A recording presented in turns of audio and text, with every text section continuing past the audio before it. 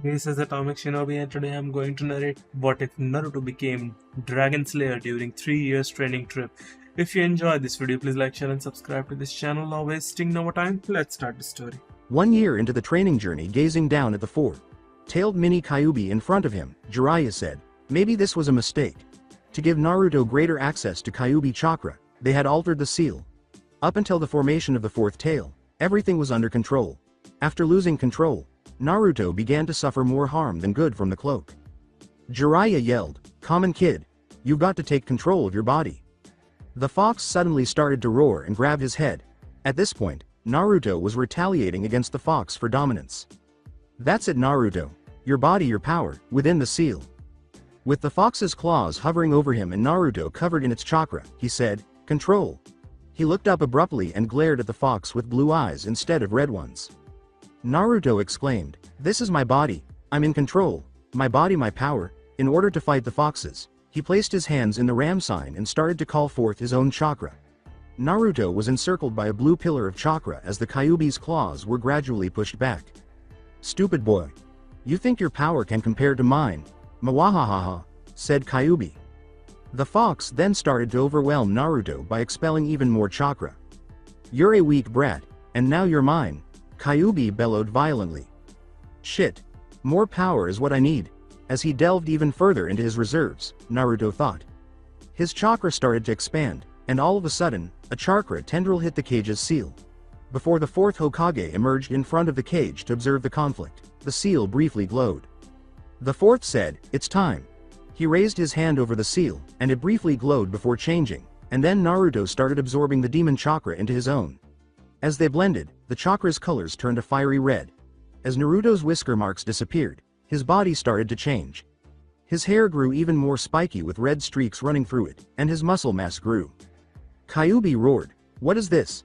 Give me back my chakra," and turned to see the fourth standing in front of the seal. You did this? You rat, I'll get you for this." "No, this is all him. This is why I chose him.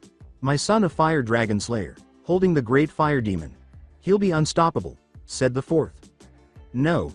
This can't be," Kyuubi cried out. It would take him months to regain his full power because he had now lost 4 taels worth of chakra to the boy's reserves. To make matters worse, any attempts he made to exert control over the boy would now result in a loss of power. Now he had to reconsider his plan. As he vanished, the fourth exclaimed, "Haha. Do it, Naruto. I'll see you again sometime, my son." As Naruto heard the man, he grinned.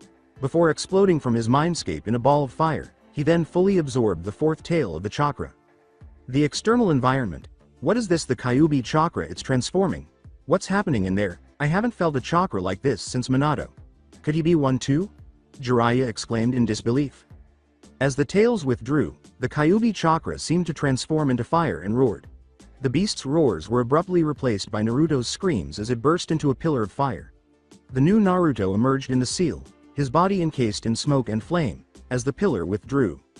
Incredible. A fire dragon slayer. His father's lightning dragon transformation wasn't this cool, but then again he didn't almost kill me in the process either. Jiraiya was speechless. "Hey you old pervert. I saw a very interesting man in the seal just now. You know my father, the Yondaime Hokage," said Naruto.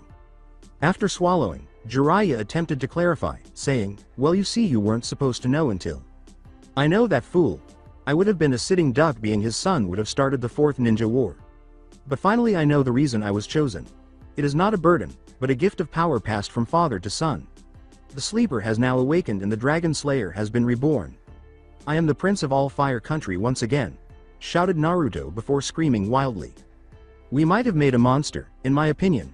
His ego is the only thing that surpasses his ability now," Jiraiya thought, perspiring. "Quit sitting around, you old fool. This changes everything. I'm not skipping the next Chunin exams.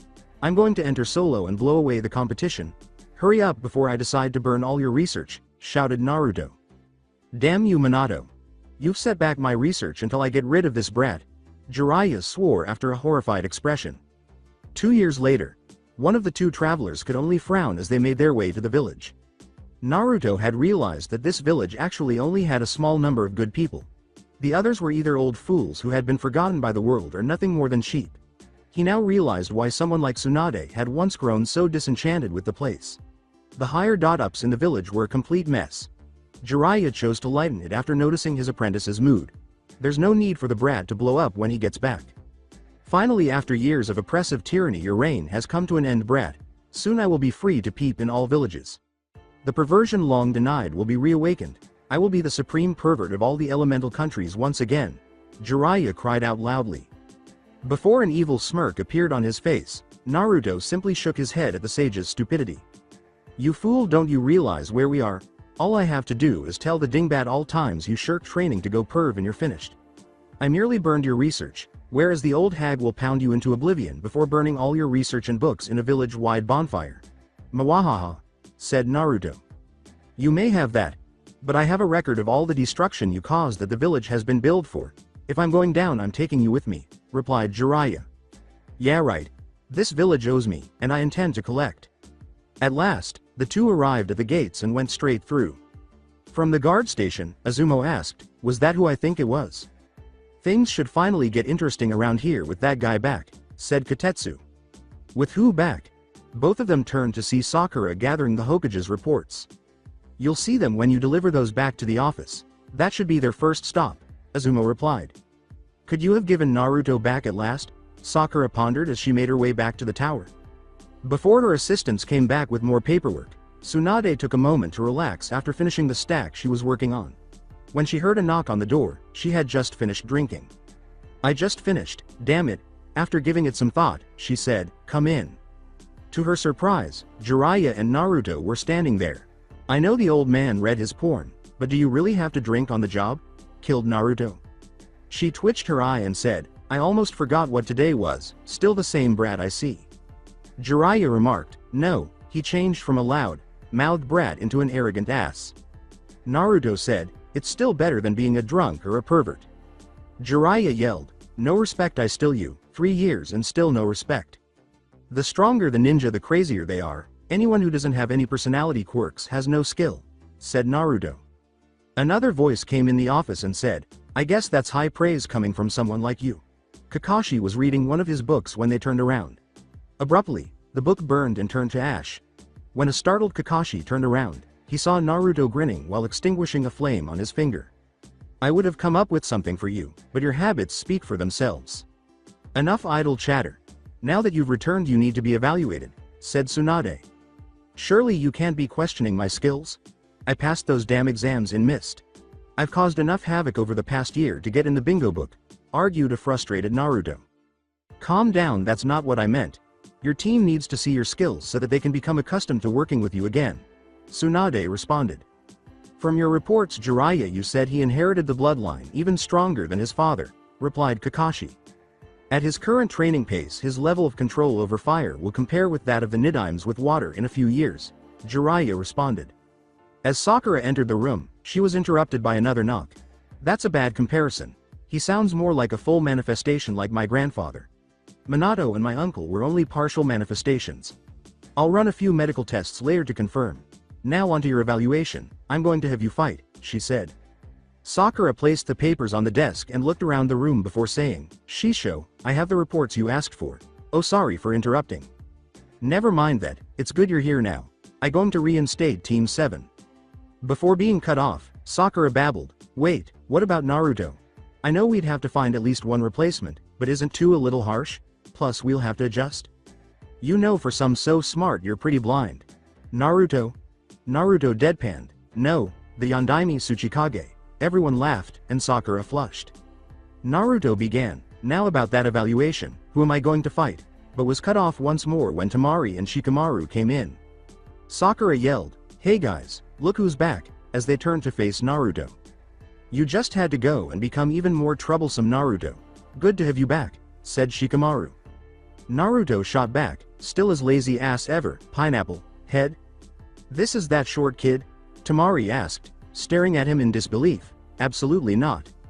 Sakura whispered to Temari, I know right? I didn't recognize him either. Kakashi noticed Temari and Sakura and remarked, looks like Naruto is developing a little fan club. A messenger bird entered through the window at this moment. Tsunade's eyes grew wide as she read the scroll. Listen up. She instructed them to pay attention. The Akatsuki have been sighted near the outposts of Suna. It appears they're making their moves now to capture their targets. The Cage has requested an escort for Temari back to Suna that can also aid against the threat. Naruto eagerly responded, I guess we can skip that useless evaluation. No way I'm missing out on this. Brat, you're an Akatsuki target. I can't just throw you in the line of fire, replied Tsunade. That's exactly why I should be on this mission. You can't win by running and hiding.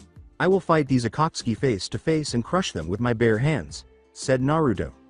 Tsunade turned to face Jiraiya, who merely nodded in agreement with Naruto's feelings. Fine, Shikamaru, gather rest of Team Asuma. You and Team Kakashi will accompany Temari back to Suna to help deal with the threat.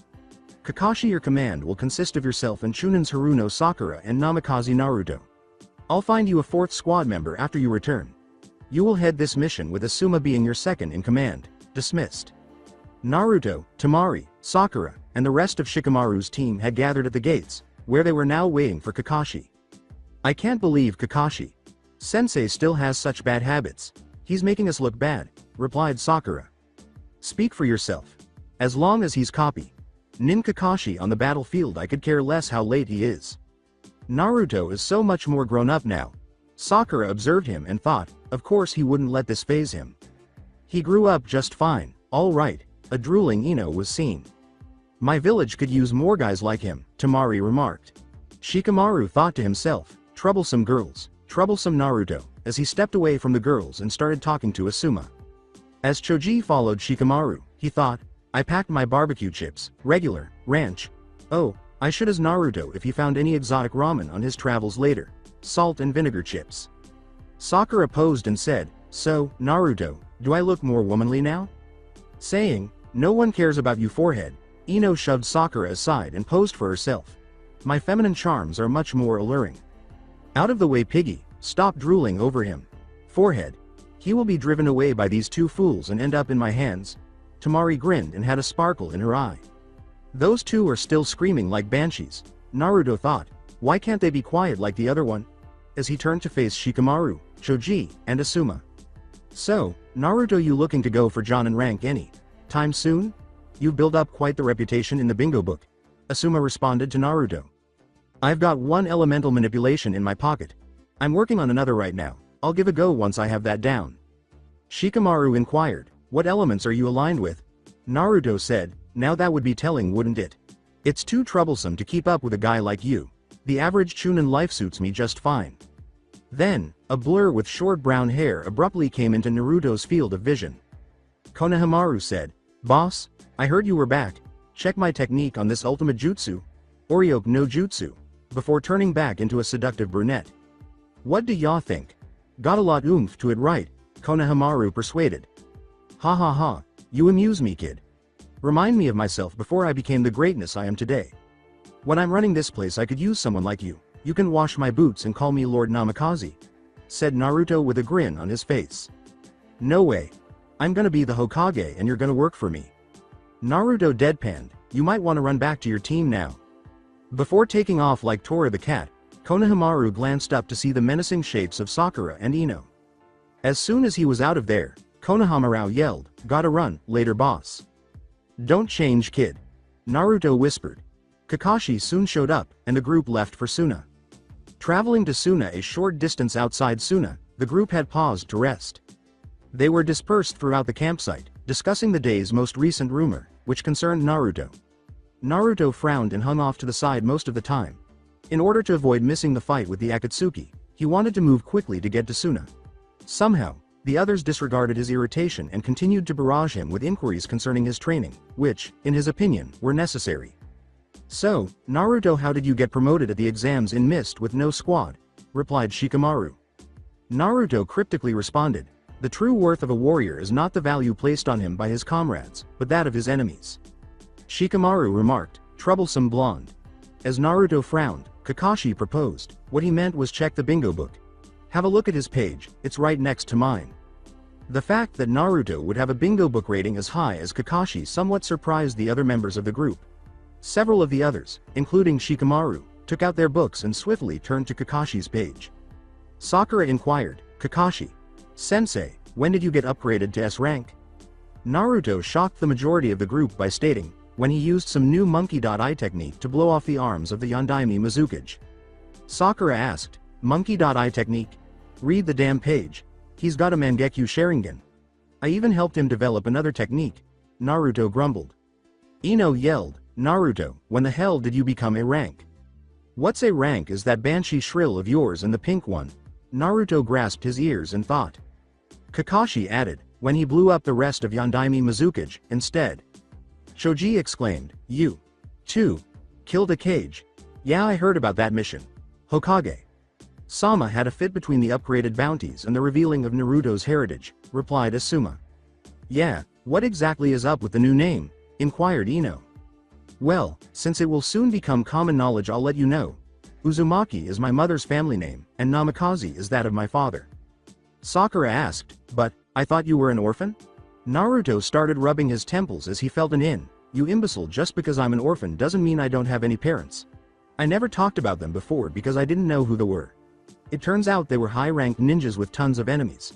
I'd have been dead if it was common knowledge. Sakura and Ino gave him a pitying look after looking down in embarrassment. Naruto was only enraged by this. I'll have none of your pity. My parents were proud warriors Uzukami Kushina of Whirlpool and the Yondaime Hokage Minato Namikaze. I wouldn't have my heritage any other way.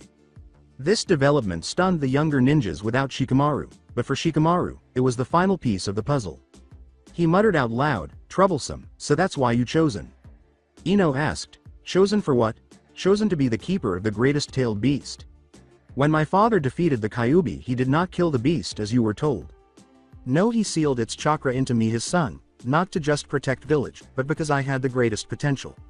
Any child could have been chosen, a lot were born near that day, perhaps even one of you or our comrades of the same age could have been chosen. But he chose me because I had the potential to become the best, the greatest shinobi who ever lived, and I would have been there already if not for meddling old fools. Naruto rants before ending his rants. So that's why Gaara respects you so much, you're just like him. Understood, Temari. Following this remark, there was a great deal of silence as many people considered disclosing this information. A younger Naruto would have shunned this realization, but now he was proud of his identity. Shikamaru broke the ice once more after a few moments. As he continued reading the bingo book, he questioned, wait, if you two killed the Mizukage, why are your bounties so high in Iwa? The Inferno of Konoha. As Shikamaru read, he thought, master of fire techniques and all forms of fire. What kind of training did you do? Troublesome. Kakashi began, well, the current Mizukage. Shut up, Cyclops, that has nothing to do with it. The true reason is that Mist ninjas revolted against the fourth and he went to Iwa because he was buddies their current cage. He gathered up support and was charging back to reclaim Mist when he came across us on the Iwa border. To make a long story short, we obliterated the old Mizukage and 2 Iwa battalions. That, and Kakashi still has his representative from the last great shinobi war, and I'm the son of the Yellow Flash. There's an extra 20 million on our bounties simply for those 2 facts alone, provided Naruto.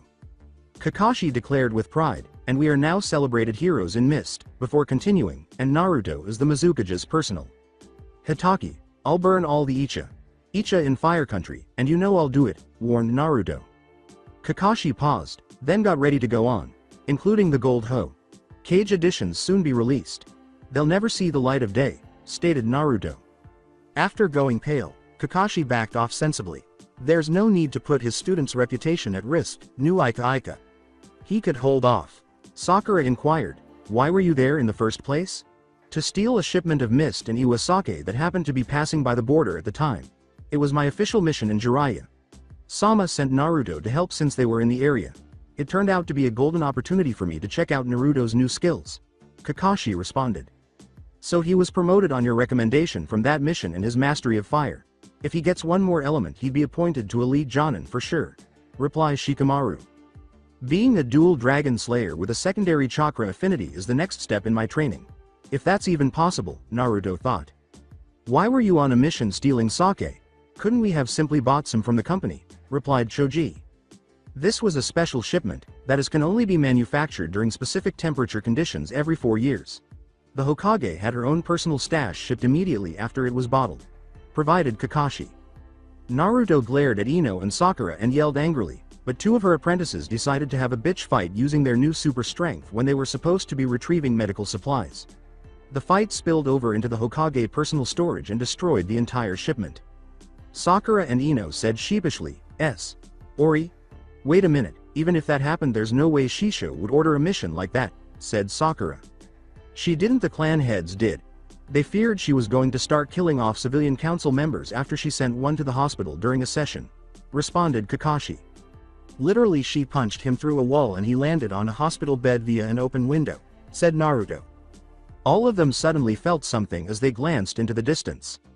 Asuma commanded, time to move people, Akatsuki has struck.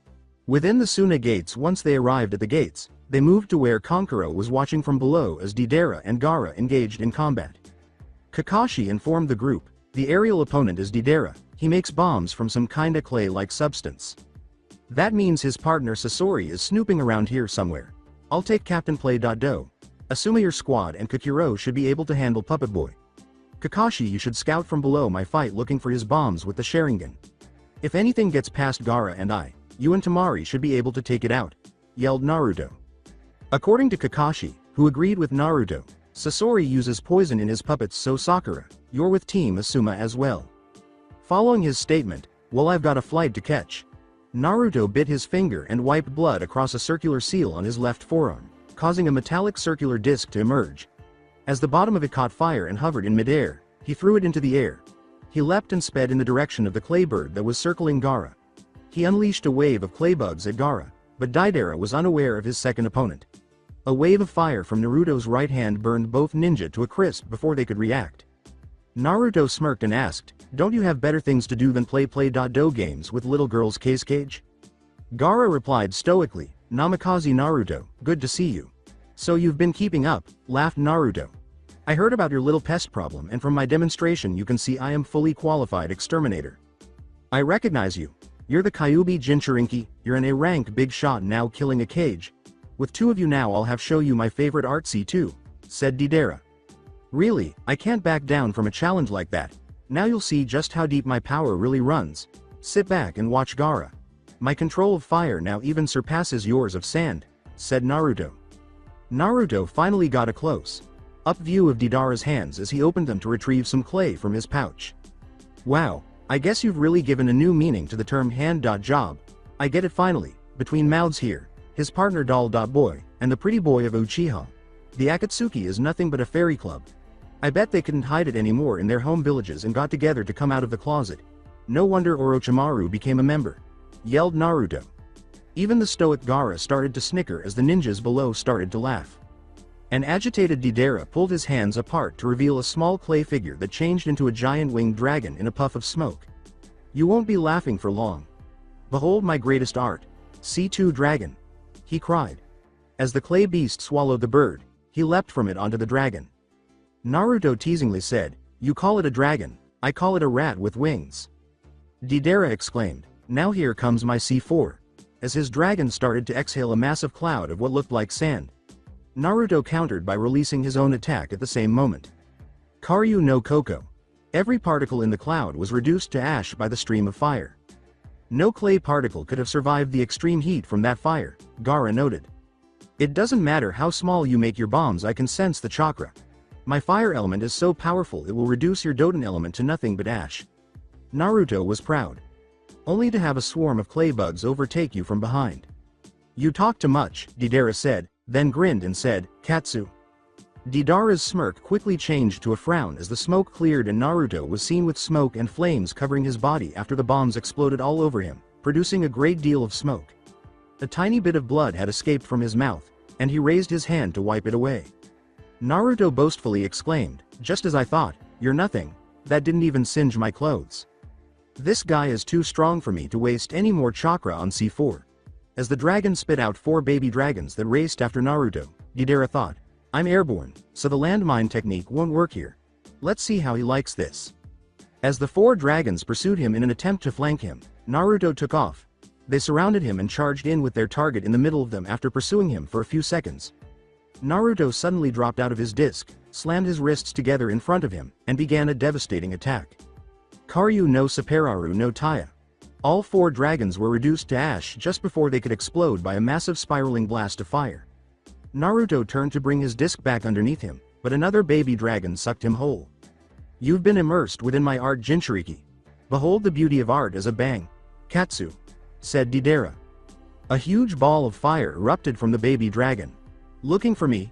Deidara turned to see Naruto hovering close to Gaara on his disc once more. That was nothing but a cage bushin I replaced myself with after firing my last attack. I can't get a clear shot on him, so this is almost as bad as fighting another member. It's time for me to alter my approach, Deidara thought as he took action. Deidara leapt onto the dragon, which spit out another bird before abruptly diving in the direction of the village. Gaara leveled a massive sand barrier to protect the village from the blast, foreseeing this kind of move throughout the battle. When he turned around, he was shocked to see Naruto lining his clothes and removing his floating sand. The sand he was standing on exploded a few seconds later. After turning around once more, Naruto let Gaara collect more sand so he could keep himself afloat. Your pathetic tricks won't cut it here. You must have eaten too much play-doh and paste over the years. Your brain is like that of a retarded child, chided Naruto. As his entire body started to swell and then burst into a massive ball of fire, Deidara exclaimed, well, if I can't win, I'll go out with a bang. My greatest self-expression art.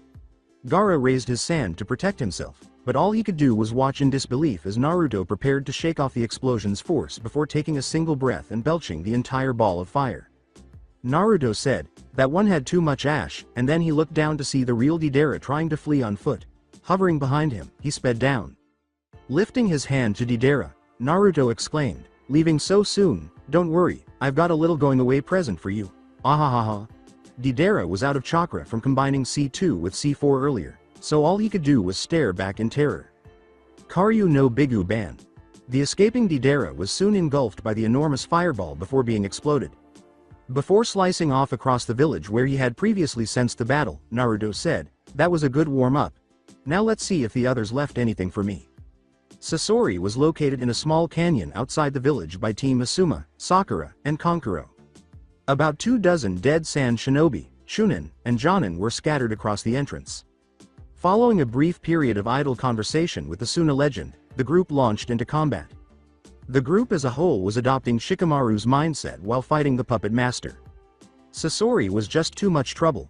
After destroying his original body, they discovered it was only a puppet shell. Sasori unleashed his human puppet of the third cage after disclosing that he had transformed himself into a human puppet. When Kankuro was poisoned and Sakura and Ino had to flee with him in search of an antidote, things were starting to look bleak. Elder Chiyo's prompt action, which involved her racing to the battle site after learning of Kankuro's predicament at the hospital, saved them. They were able to give Choji a chance to smash the cage puppet with her help. In the Red Secret Technique, performance of 100 puppets, Sasori's actual horror was revealed at that point. They were now merely engaged in an attrition-based conflict. Eventually, either Sasori would run out of puppets or they would grow weary and run out of chakra. It was this scene that Kakashi and Naruto happened upon. Their allies hardly made a dent in his forces on the front side of the canyon, while Sasori was on the back side and his puppet army was in the center. As Naruto and Kakashi arrived on the scene, Naruto said, perhaps you guys should take a load off. It looks like the dolls are a bit much for you. I'd never thought I'd be so glad to see the most troublesome person I know, responded Shikamaru. Dodging a poisoned blow, Asuma grunted, what makes you think you guys could do any better? Before using his trench knives to destroy a puppet? Yes, even if you somehow managed to defeat Deidara, it must have cost you a lot of chakra. Soon you will all fall to my art, Sasori replied. That weakling wasn't even worth the sand I got in my boots. Hitaki did nothing but watch as I erased him from existence. Take a good look at me. His so-called explosives couldn't even singe my clothes, declared Naruto. This is a result of your clothing's resistance to your own fire methods. What are you doing? Even for someone like you, defeating Deidara required a significant amount of chakra. Kakashi was perplexed. Look, our best chance is to work together to come up with a plan to defeat him, said Shikamaru. Chiyo screamed, I will never collaborate with the White Fang on Konoha. Everyone, including Chiyo, snickers when Naruto deadpans, someone tell the Alzheimer's patient that the White Fang has been dead for years, that's his son of an allied village. I'll have you know I took my pills this morning, she said with a grin. But the pineapple is right, we'll all have to join forces to defeat my grandson. You fools will only get in the way. I'm the best person for the job.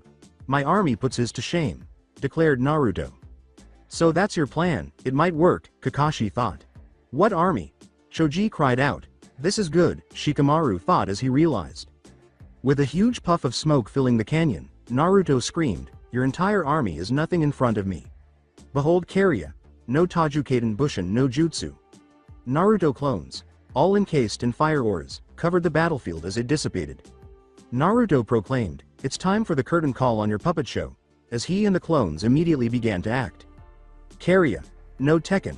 Half of the clones used their fire, engulfed fists to smash puppets. Karya, no Kakitsume. The other half then delivered strong kicks that were enhanced by flame. A sizable portion of the puppets were destroyed in the initial attacks, which caused enormous damage.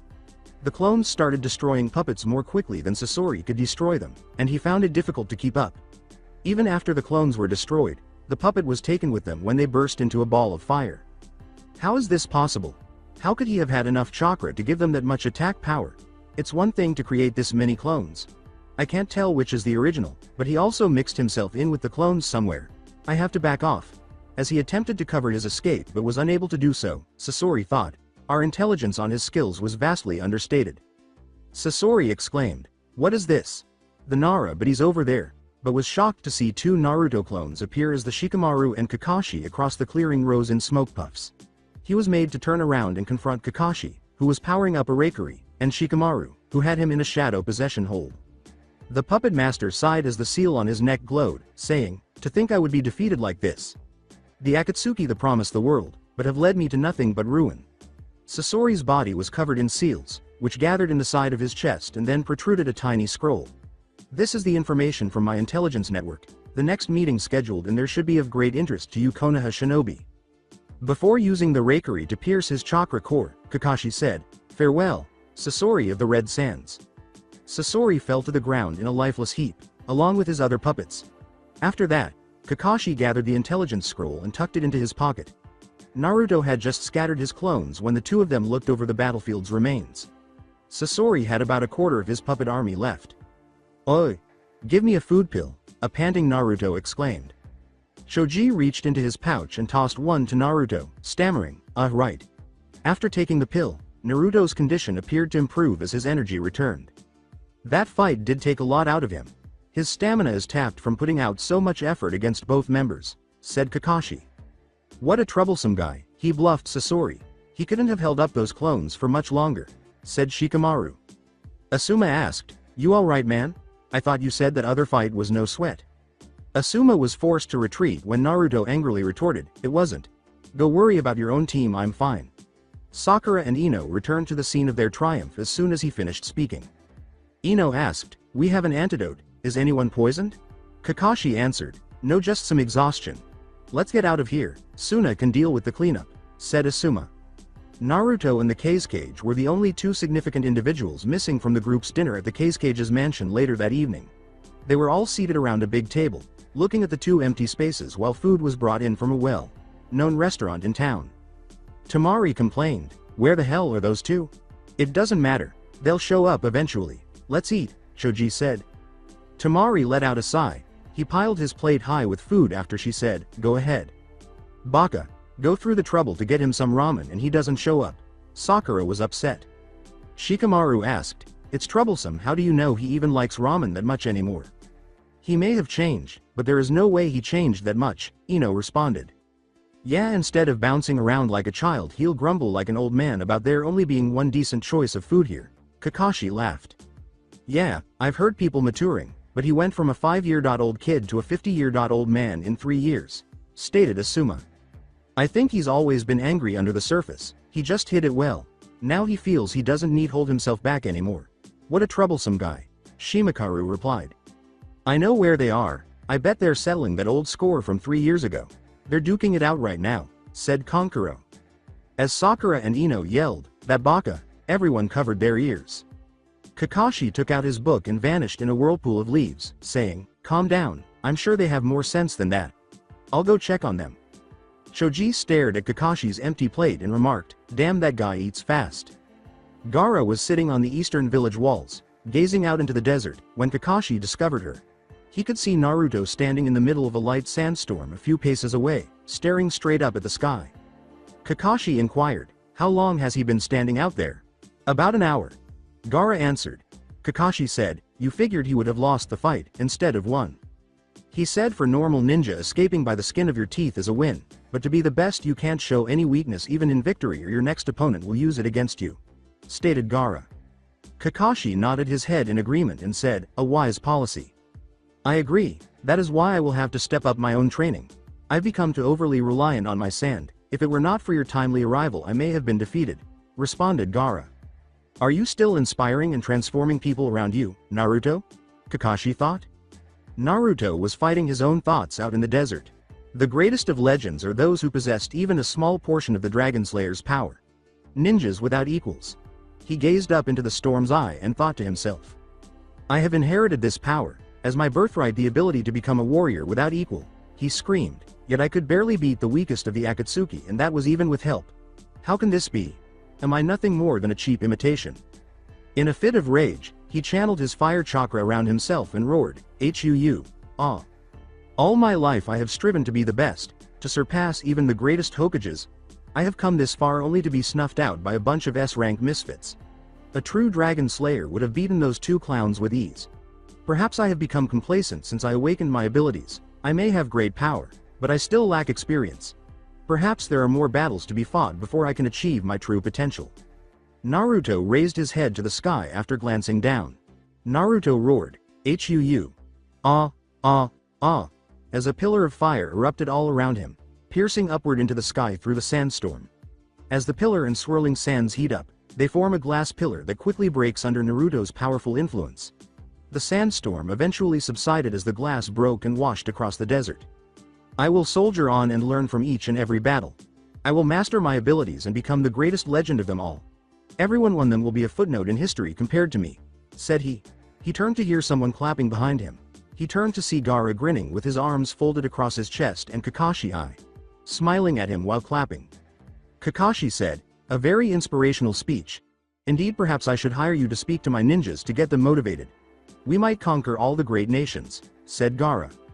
What do you want? Was Naruto's impolite response, ignoring the subtle jabs. Gaara answered, everyone is having dinner back at my estate. They started without us, but made sure to get some ramen reserved for you, said Kakashi. As he followed them back into the village, he complained, they better have, probably the only decent food they got to eat. The squads finished their journey back to Konoha after a few days. They went straight to the Hokage's office to provide the mission debriefing as soon as they got there. On the way, they ran into Jiraiya, who chose to attend the debriefing in order to learn more about the Akatsuki. Kakashi had given the spy master Sasori's scroll right away. Jiraiya listened to their report as soon as they arrived at the office while he tried to figure out the scroll's secrets. Tsunade asked, very curious as to why he would want to help us out. Jiraiya interrupted her thoughts. I've cracked the first part of this thing. It's a list of meeting places and date and times for his spies.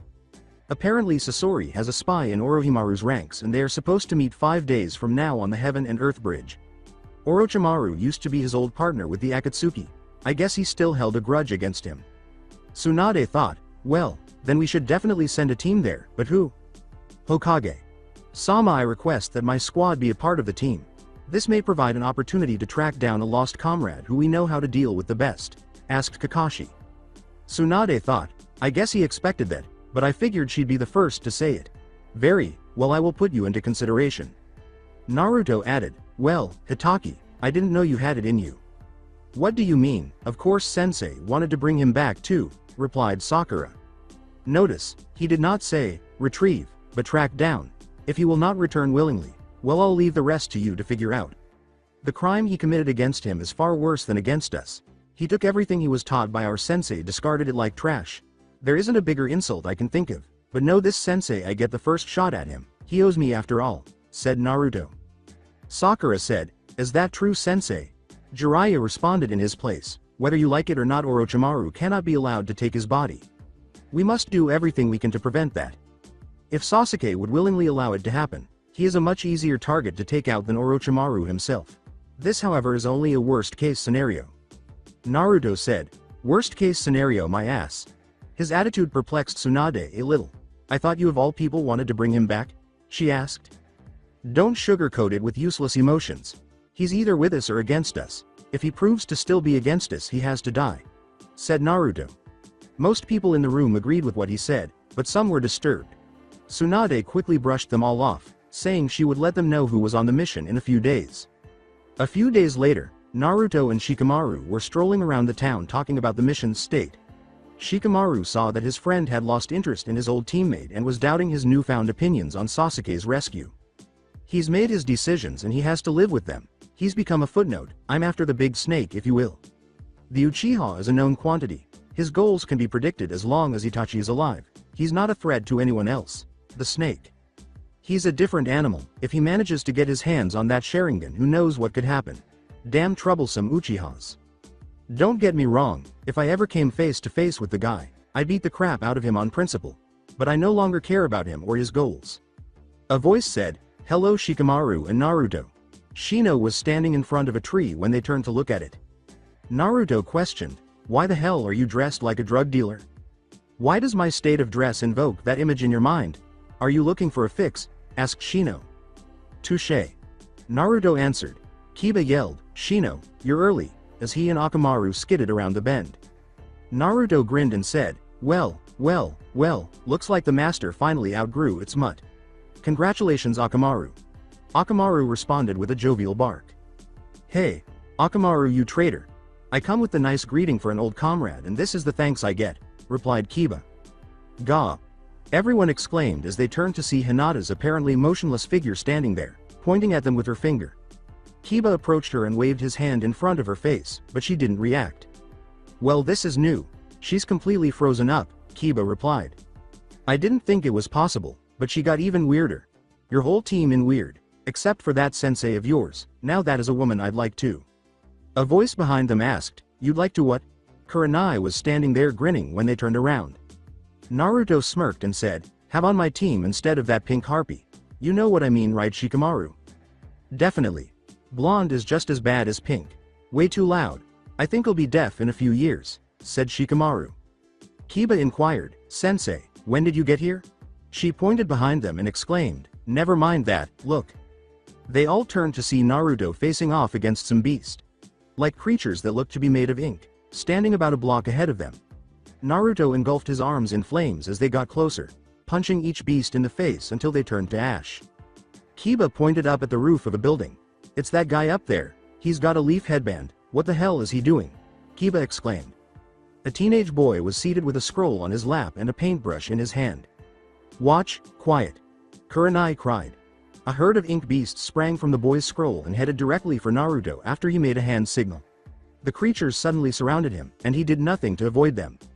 Kiba screamed, "Move it," but was taken aback when Naruto burst into a ball of fire, destroying the animals. Shino muttered, "Whoa. He has better fire control than he claimed." Only the beasts were destroyed by the flame. The surrounding area was left intact. Perplexed, the boy on the roof gazed down at the street. The boy turned to see Naruto staring down at him with his arms folded across his chest. "At first I was going to ask you if you were insane, but after getting a good look at you it's obvious." He was startled when a fist landed in his stomach, knocking him unconscious. "You're pretty strong. You must actually have something between your legs." After throwing the boy over his shoulder, Naruto returned to Shikamaru, saying, "A weakling and he's gay. If I didn't know any better I'd say you were a Uchiha." He questioned the Nara, "What do you think? Is he one of them?" Shikamaru answered, "Troublesome, but yeah looks like it." "One of who?" Kiba inquired. "Not your problem dog. Breath. I need to take this mud back to its master for better house training. I'll recommend you Akamaru. You've done wonders with Kiba. Got him bathing at least once a week now," he replied before turning and fleeing. Kiba shouted at his retreating form, "Hey, I bathe at least 3 times a week or so." Everyone immediately retreated a few feet from him. The elders were unable to persuade Tsunade to restrict Naruto's movements while she was seated in a meeting with Kaharu and Homura. Shizune had gone up to them in an attempt to persuade Tsunade to restrict Naruto's mobility by effectively enclosing him in the village. By claiming that Naruto could take care of himself and that he was a sitting target like Gaara when he was attacked because he was confined to the village, she flatly rejected that notion. "We will concede that fact to you, however, we request more members to be added to his team," Homura said. With a frustrated sigh, Tsunade said, "All right then." As the door opened and closed and an elderly man with a disability shuffled into the room, Kaharu said, "Come in, Danzo." Tsunade's eyes widened in recognition as she said, "You." Danzo said, "It has been a long time Tsunade, Heim." If you're here, that means the new member will be one of the root Anbu, she thought. Yes, and also an elite member of the Hokage's Anbu should suffice for the other member, Homura concluded. With the boy from earlier dangling over his shoulder, Naruto stormed in as the door slammed open. Naruto threw the boy at Danzo's feet and said, "I think this belongs to you. I think this dog needs remedial house training." Shizune began to chastise Naruto, but was interrupted. "Naruto, what are you doing here? This is a meeting of." "I know exactly what this is. A bunch of old meddlesome fools who know nothing about me gathered to plot how I should live my life. The same people who've been doing a shitty job of it since I was born. Where was all the concern for my well-being when I actually needed it? And Shizune, don't take that tone with me. You should be the one being lectured for trying to undermine your own leader," he screamed. Homura began. "Boy, you have no right. Be quiet, fool. What right do you have to decide what is for the betterment of the village? The ninja world isn't the same as it was 50 years ago, declared Naruto. You must understand we're only trying to protect you and the village, Kaharu begged. The best way to protect myself and the village is to allow me to crush the Akatsuki members with my bare hands, said Naruto. Danzo started, "You couldn't possibly." Silence. Tsunade screamed as he silenced. "We've already agreed upon a course of action. This discussion is now closed. For future reference, you three would do well to keep up to date on Naruto's abilities. On his last mission, he was primarily responsible for the elimination of both Akatsuki members. His abilities returning from his training trip are far beyond even what I had hoped for. He is quickly becoming one of the elite members of my forces. Your attempts to restrict him are quickly becoming a nuisance to the village. Just remember who holds the power. She is the Hokage and I am one of her greatest ninja. You're nothing but a bunch of old fools who can be easily shuffled into retirement for new blood with new ideas," he said in jest as he left the room. The remaining three members, Yamato, one of the Hokage's valued Anbu, and Sai, a member of Anbune, formed a new team Kakashi at Tsunade's command. To discuss the impending mission, the new squad members convened at their newly assigned training location. Sai walked up to the other members of the group and waved, "Hiya," with a phony smile. Naruto frowned and yelled, "You again? Why the hell do we need this fruitcake? He's the weakest guy here." With the same phony smile, Sai answered, "Don't worry, blonde horse. We ninjas of Root are fully trained Anbu."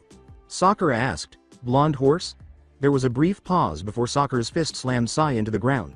"This guy is really strong, therefore you must be hung like a horse. An ugly brute like you must be strong, so you know how it is." With her gaze fixed on Naruto's crotch, she yelled, "How dare you say such things, you perverted baka." Kakashi looked away from his book and thought, "Well, I do know one woman who can confirm, but we'd have to take a detour to Mist." Fools. Naruto snorted in disgust at them. Since Team Kakashi was missing a member and due to the importance of this mission, Hokage Sama added 2 extra members to Team Kakashi, "So why don't we all introduce ourselves?" Yamato said, clearing his throat to draw everyone's attention after Sai had recovered from Sakura's blow. "My name is Sai. I'm Haruno Sakura, Hitaki Kakashi. I am Captain Yamato." Page 147 in the bingo book. Kakashi remarked, "Ma, Naruto come and play nice." Naruto responded, "I'm not paid to play nice, I'm paid to do missions." In an effort to foster some camaraderie among the group, Yamato said, "Anyway, the 5 of us are on a mission now. We aren't all exactly used to working with each other, but I believe we have the ability to accomplish our goal." "Wait a second, who's the lead on this mission, you or Kakashi?" replied Naruto. "Technically it's me, but I'm deferring to Yamato right now. He could use the experience of dealing with non-Anbu personnel," responded Kakashi. Sakura complained, "Basically you're being lazy as usual." Yamato continued, angering her. "Our mission is to head to the Tenchi Bridge to intercept the spy within Orochimaru's organization and bring him back. This is an excellent opportunity to find information on Orochimaru and Uchiha Sasuke. We could gain a source that leads to the formulation of a plan to assassinate Orochimaru and bring back Uchiha Sasuke," said Yamato. Snorting, "There are way too many flaws in that plan. We have to capture the source. That's one thing that can fail easily. It's much easier to kill than to capture. The source has to be able to cooperate. With Akatsuki and Orochimaru there could some fail-safe in place that prevents the spy from talking to us. There is also the possibility that Orochimaru already sniffed out the spy and is setting up an ambush for Sasori. This could also be a trap laid by the Akatsuki. Excellent job of reading underneath the underneath. That is why we have 4 high-caliber fighters and a medic on this mission. There is a great possibility that we will encounter Orochimaru himself in his attempt to eliminate Sasori. I already have an idea for a fail-safe, if you will," if the spy lead turns out to be a dead end, replied Kakashi. Naruto became intrigued by this and asked, care to enlighten us? Kakashi replied, later when we are out of the village. Very well then, these are our orders. Gather your supplies, we will depart from the front gate in 1 hour, instructed Yamato. Before setting out on the mission, Sakura and Naruto swiftly assembled their supplies and were now making their way through the village to the Hokage Tower to report to Tsunade. Sakura inquired, so, what do you think about this Sai character? He's useless. We only really needed Yamato, but those council bastards wanted their own guy on the team using the excuse of trying to keep an eye on me. Meddling old fools. I know that from what Shisho told me. How did you find out? The idiot tried to start a fight with me in the middle of the village. I knocked him out and stormed their meeting before throwing him down at their feet just to prove a point. What point? Whatever protection and supervision they want to provide is nothing but dead weight. Still, you shouldn't have stormed the meeting like that. Those people have a lot of political power and can make Shisho's job a lot harder and your career miserable. They lack real political power. They're all so old that they could easily be pushed into retirement in favor of fresh ninjas with new ideas. The village hasn't exactly been steadily improving under their watch the past decade or so. I wouldn't be surprised if she already started to put their replacements in place. You sure did learn a lot on your trip, you didn't used to be aware of such things. If these people didn't meddle in my affairs, I wouldn't care about politics. Since they choose to do so, they should learn not to get in my way. Plus, if I maintain the image of loose cannon under Tsunade's control, it gives them more of a reason to fear her when they attempt their shady backdoor deals. When they arrived at the tower, she said, we're here. Sakura, Naruto, and Tsunade talked about Sai's involvement in their mission. Sakura just received a debriefing from Naruto about their interactions with Sai thus far.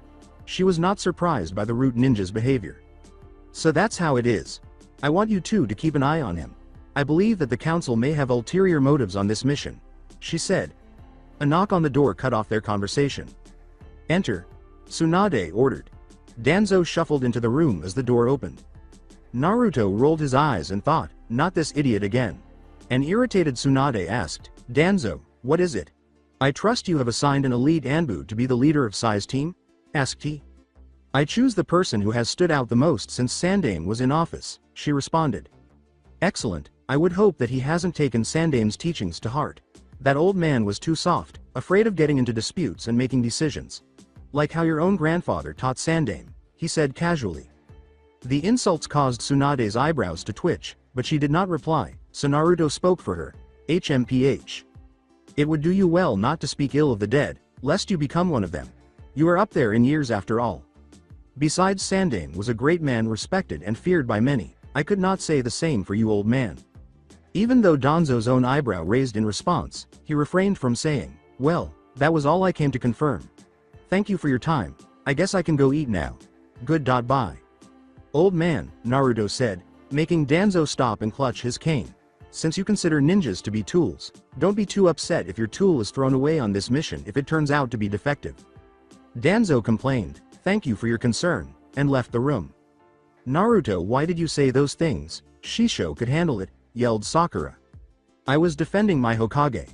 As the superior officer, it may not be proper for her to respond to such comments, but I am not bound by such pettiness. Like I told you before, sometimes the leader needs a loose cannon to let everyone know you shouldn't mess with them. It also helps that I'm essentially untouchable for him. The old you may have been a breath of fresh air from all the crap of this job, but the new you is much more useful. I should have you sit in on all my council meetings. I think those old prunes fear sitting in a room with you more than Ibiki now after your little show yesterday. Tsunade laughed. Naruto replied with a smirk. Team Kakashi assembled at the main gate and then headed to the Tenchi Bridge. The group fell into an awkward silence after a few hours of travel. With a frown on his face, Naruto strode forward, his gaze never leaving the ground. Kakashi read Icha Icha, which is one of his favorite activities. Yamato moved forward while maintaining constant awareness of his surroundings. Sakura sent suspicious looks to Sai and curious looks to her blonde teammate as her mind whirled with different ideas. Sai continued to wear the same phony smile while traveling, giving the impression that he was unaware of everything. In order to break the uncomfortable silence, Kakashi said, "What's up with the awkward silence? You guys should have some light chatter getting acquainted one another." Naruto nodded to Sai and said, "I don't really have anything to say to this guy and tools don't speak anyway." Hey, don't say something like that in front of your captains, Naruto. As a student of Kakashi, you should already know the importance of teamwork and cooperation, responded Yamato. It's time to eat Danzo. Sama. Let me escort you to the restroom Danzo. Sama. Yes, I will wipe for you Danzo. Sama. May I have some more Danzo? Sama. His voice abruptly changed to mimic size, and he faked a smile as he said, there can only be teamwork if everyone is working for the same goal. Sakura was by this point barely suppressing her laughter. Kakashi brought his book closer to his face to muffle his own laughter, and Yamato's face was twitching to contain a grin. With his phony smile finally gone, Sai replied, it would do you well not to speak ill of Danzo, Sama. Naruto exclaimed, what do you know? The tool finally showed a real emotion, it's a real boy. That's enough. Someone like you in a team with the great Kakashi Dotsan, what is with you? Yamato said in an attempt to reprimand Naruto for making fun of his teammate. The great Kakashi, perhaps you two know each other more intimately than we thought, not that there's anything wrong with that. Sasuke is our former teammate you know, casually responded Naruto. Yamato turned to Kakashi after his mouth opened and closed without uttering any words. Kakashi put down his book with a sigh. There were moments when he wished Naruto would only joke around with their adversaries. Just as he was about to attempt to defuse the situation, Sai interrupted. I get it now, you see me as trying to replace that weak shit for brains Orochimaru clone who ran off betraying Konoha. No worries, I despise people like him. He replied with a fake grin. Naruto snorted, then burst out laughing and grinned. He couldn't help but laugh. You know what, even though he is a tool, I don't mind this guy. Weak shit for brains Orochimaru clone, huh? That's classic, he said. Well, I'm glad that's settled. Hopefully we can all get along from now on, Sakura replied. Sai said, yes, let us all get along. Abruptly, Naruto tackled him, pushing him aside as Sakura threw a punch. Glancing back, they could see the massive crater that had developed in the earth. Naruto screamed at her, what the hell you crazy woman? Are you trying to cripple the freaking mission? I do not know why you knocked him out of the way. You're letting him get away with talking bad about Sasuke-kun. He has no idea what he's talking about. Next time I won't hold back, she said. Naruto chuckled, who cares? The fact that the emo isn't here to defend himself is of his own doing. You act like he's some saint or something. Sakura snapped, who cares? I thought you two were best friends, she said. She found his treatment of Sasuke incomprehensible. Have you ever stabbed your arm through Ino's chest? No? Well then, I think that takes care of that theory, he replied bitterly. Shichu. To no justu. Kakashi watched apathetically as a wooden prison burst from the earth, trapping the three young ninja inside. If you won't stop arguing, I'll lock you all in this cage. We have 5 days before we need to be at the Tenchi Bridge. As the mediator in this situation, you can sit in the cage here to work out your differences, or we can go to a hotel with hot springs. Yamato's tone suddenly became more ominous. You guys do not know me very well. I can be nice and friendly, but I can rule by fear as well. The front of the cage was suddenly blasted open by Naruto, turning it to ash. They made a poor decision if you were sent to keep me in check. A Mokuton user versus a fire dragon slayer? Naruto told himself, you have no chance. I didn't even feel like my chakra was rising, let alone see any hand seals. How do you do? Yamato thought. Without turning around, Naruto walked forward beside Kakashi and remarked, hot springs are useless to me, but the rest of you can do as you please. By that, what does he mean? Sakura thought, perplexed. Ah, nothing like being naked together builds companionship among guys. Yamato exclaimed as he eased himself into the sauna. As he turned the page of his book, Kakashi deadpanned, maybe it's a good thing Naruto isn't here. Your sexuality would definitely be coming into question again. Yamato questioned, why did you let him go off on his own anyway? His body naturally produces fire chakra, he can make his own hot spring whenever he bathes. He also spotted a casino in town. I fronted him the cash in return for half his profits. The guy has made a fortune of gambling ever since he left with Jiraiya, responded Kakashi. His temper and that kind of penchant for gambling, you'd think he trained under Hokage Sama and not Jiraiya. Sama, said Yamato. Sai joined the discussion and said, I'm a bit disappointed that he didn't join us. Why's that? Kakashi inquired. Sai answered, I wanted to see a really big penis. All of the men in the hot springs immediately crossed their legs and stepped back from Sai, and the air was filled with silence as the women's side of the hot springs burst into laughter. I must not murder him, Sakura thought. Ah, that was a good sleep. Sakura woke up in her futon, yawning and extending her arms. Something outside the window caught her attention as she blinked the sleep from her eyes. The far ledge outside the room had an odd red, orange glow. She hurriedly got dressed and went outside to have a better look. She realized that Naruto was the one giving off the glow as she got closer to the ledge. Since he vanished into town while the rest of the team went to the hot springs, she had not seen him. She gazed in wonder at what she saw now. With his eyes closed and his hands extended palms up to his sides, Naruto sat in an Indian pose. A flame, like aura, enveloped his body, causing his hair to wave wildly. He exuded a reassuring warmth, making the scene picturesque. He seemed to be radiating a serenity that was unusual for his typically erratic personality. His question, "Did you need something?" startled her because the scene had captivated her imagination. "I didn't know you had taken up meditation. You almost seem to have become one with the nature out here." Meditation helps retain focus. Focus is the key point of every battle. She laughed. "I never thought I'd see the day of you prioritizing focus. A few years ago you couldn't sit still, now look at you.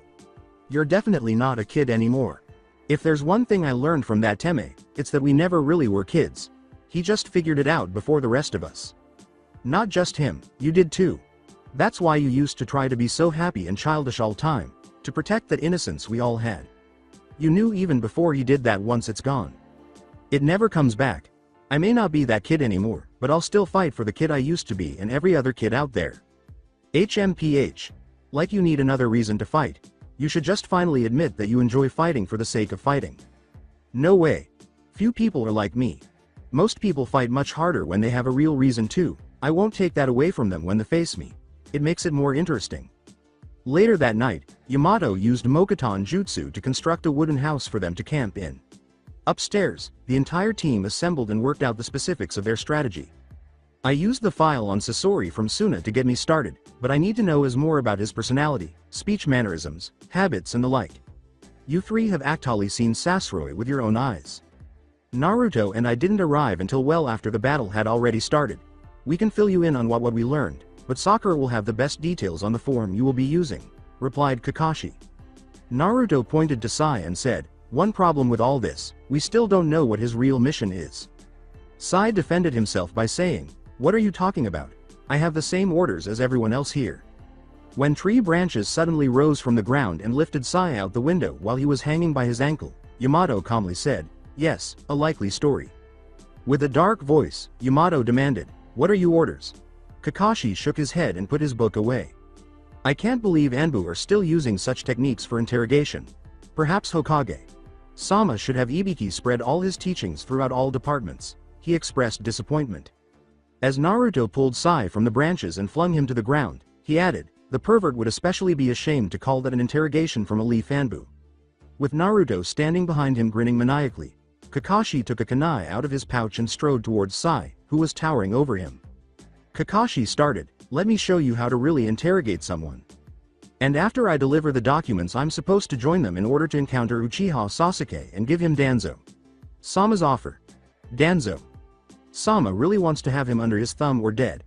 That's all I can say. The seal won't let me speak of anything else," said a frantic Sai. Kakashi calmly put his kunai away after letting him fall against the wall. "No matter what resistance training they've experienced, it gets them every time," said Naruto. Sakura said, "So what do we do now?" Any chance that their earlier goals would be accomplished was totally destroyed by the Sai revelations. "We can use this," Yamato answered. "Eh, how so?" she asked. "Now that we know this is truly a trap, we can do something different than originally planned upon," replied Kakashi. "Also, since his mission was going to fail anyway, we can use his mission's failure to cover our own intentions," said Naruto. Kakashi said, "Yes, here's our plan." In the direction of the cloaked figure who was waiting for him, Yamato shuffled across the bridge. The group scouted the area and got ready for Kakashi's plan over the course of the previous day. Now, they were all waiting for the meeting to start. He slowly drew back his hood to reveal Kabuto's face. "Sasori. Sama. It's been a long time," he said, "almost 5 years." "Where you followed," Yamato answered. The now known Kabuto reassured him, "No, it's safe to speak." "How are you?" Yamato inquired. "I felt strange when you lifted the technique, somewhat disoriented. I still feel a bit heavy-headed," replied Kabuto. Yamato started, "I have some questions for you." Kabuto interrupted, saying, "I will answer as much as I can, my time is short here." "That is fine. What hole are you hiding in now?" And what is the status of his next host? Asked Yamato.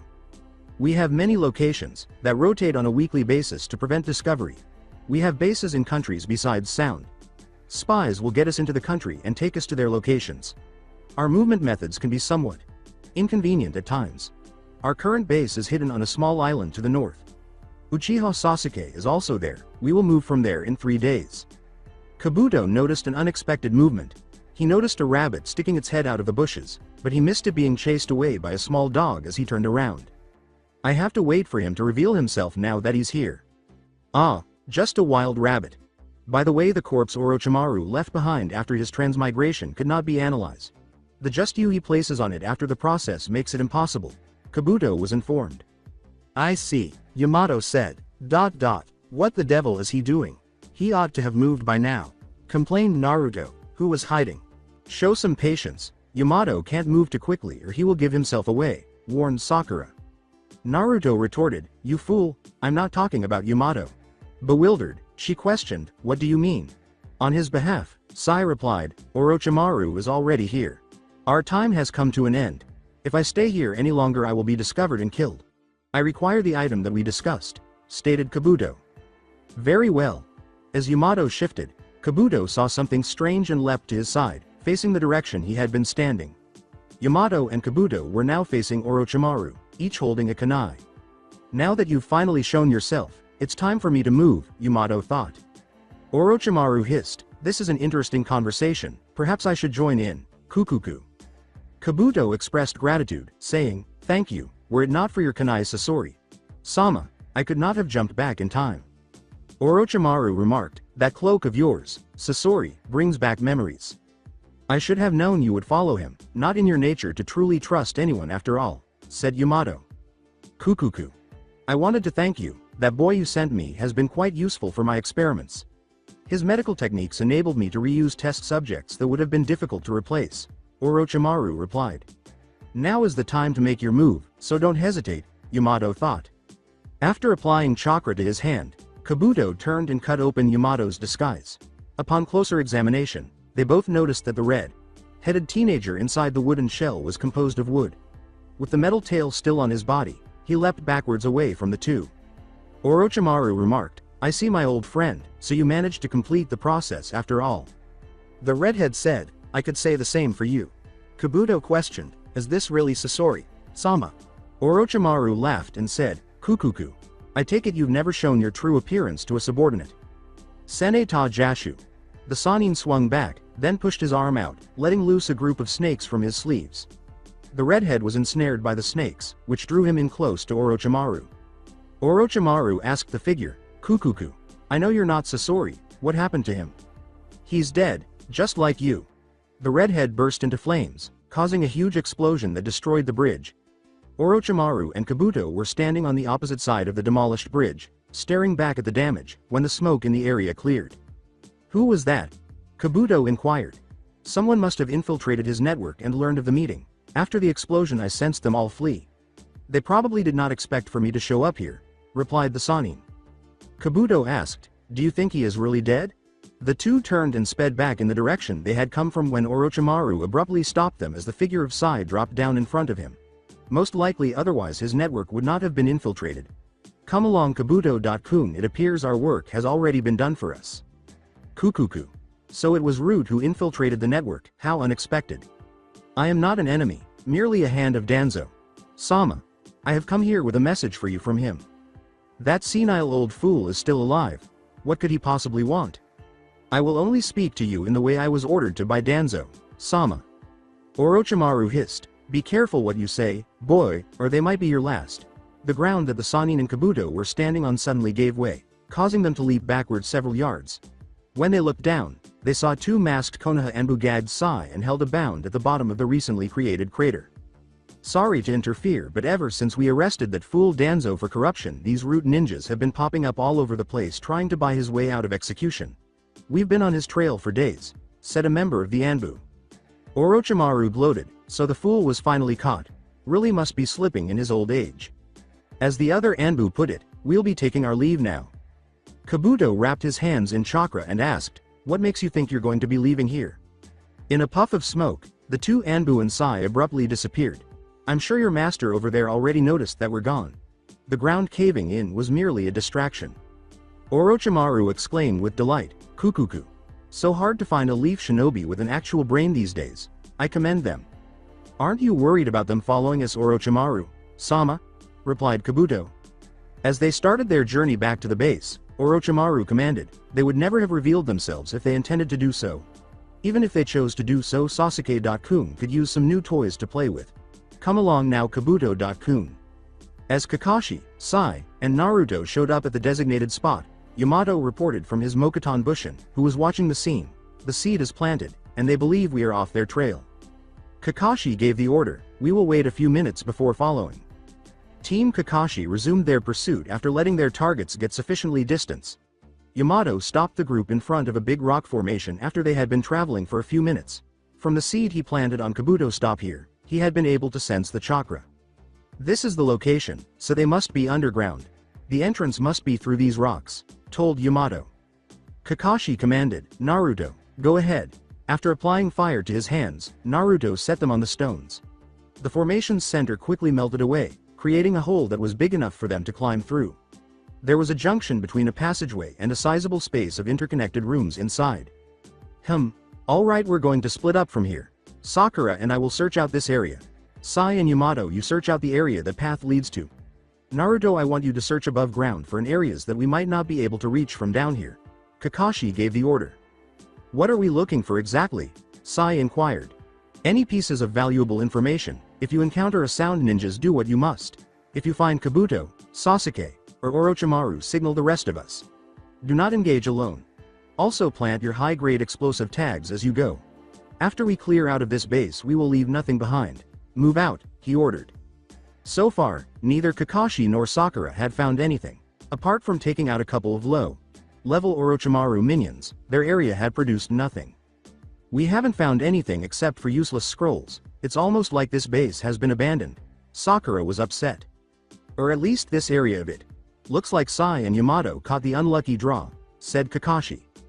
Why did you have Naruto search from above? I doubt he'll find anything, replied Sakura. As he and Sakura ran back toward their allies, Kakashi commanded, the facility is not too far underground. If we ever got trapped somewhere, he could help us escape from above ground. That's them. Come, and I hope we make it in time. Up until now, Yamato and Sai had followed Kakashi's instructions without incident. They were able to locate any sound shinobi that might be nearby and effectively and silently disable them by using Sai's ink jutsu. That is, until they rounded a corner and encountered Orochimaru. The snake Sanin hissed, so you leaf shinobi decided to follow after all, Kukuku. Yamato called out, Sai, as he made a series of hand signals that caused roots to emerge from the ground and ensnare the snake Sanin. Sai took advantage of the distraction to get away early and carry on the search. Orochimaru dissolved into a pile of mud and said, so it looks like one of my old experiments survived after all. Too bad that I have no time to play with you. Damn, where did he go? Yamato exclaimed angrily. He knew Kakashi was en route to assist, even though he didn't believe he could manage Orochimaru by himself. Sakura and the copy ninja dashed through the passageway behind him just as he was thinking this. What happened? Kakashi inquired. We encountered Orochimaru. I used a diversion to allow Sai to escape ahead since I knew you were coming once I gave you the signal. Orochimaru then fled using a clone as a diversion. Sakura questioned him. Why would he run? I don't know. Yamato exclaimed. That's where Sai went. As an explosion exploded up ahead. A room that had been blown open to the outside was entered by the three of them charging up ahead and through a door. They noticed Sai panting while kneeling on the ground. He said, Goo, so you countered my jutsu. A voice said, Kakashi and Sakura. The group saw Sasuke standing tall above them as they gazed up into the sunlight and clearing smoke. Beside him, two puffs of smoke emerged, revealing Kabuto and Orochimaru's bodies. Orochimaru said, Kukuku. Looks like you old friends came for a visit, Sasuke-kun. Kabuto asked, yes, all except one. Where's the blonde-haired fool? A voice said, asketh for me and I shall oblige. Naruto was standing on the other ledge when the sound trio turned to face him. As he stood with his arms folded across his chest, Naruto sarcastically said, so we meet again, Uchiha. I must say the training with the snake has made you look like even more of a fruitcake than before. What is it with you people and ass? Bows. Sasuke ignored the insult and replied, Naruto, don't you have better things to do than chase after me? I'm not returning to that accursed village. Who says I've come to drag you back to that hellhole? No, no, no, you see I've come here for one reason and one reason alone.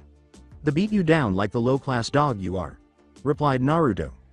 Even with all your newfound strength you're nothing compared to Sasuke-kun, said Kabuto. To silence him, Naruto shot a burst of fire from his hand in his general direction. Facing downward, the two erstwhile allies descended into the space below.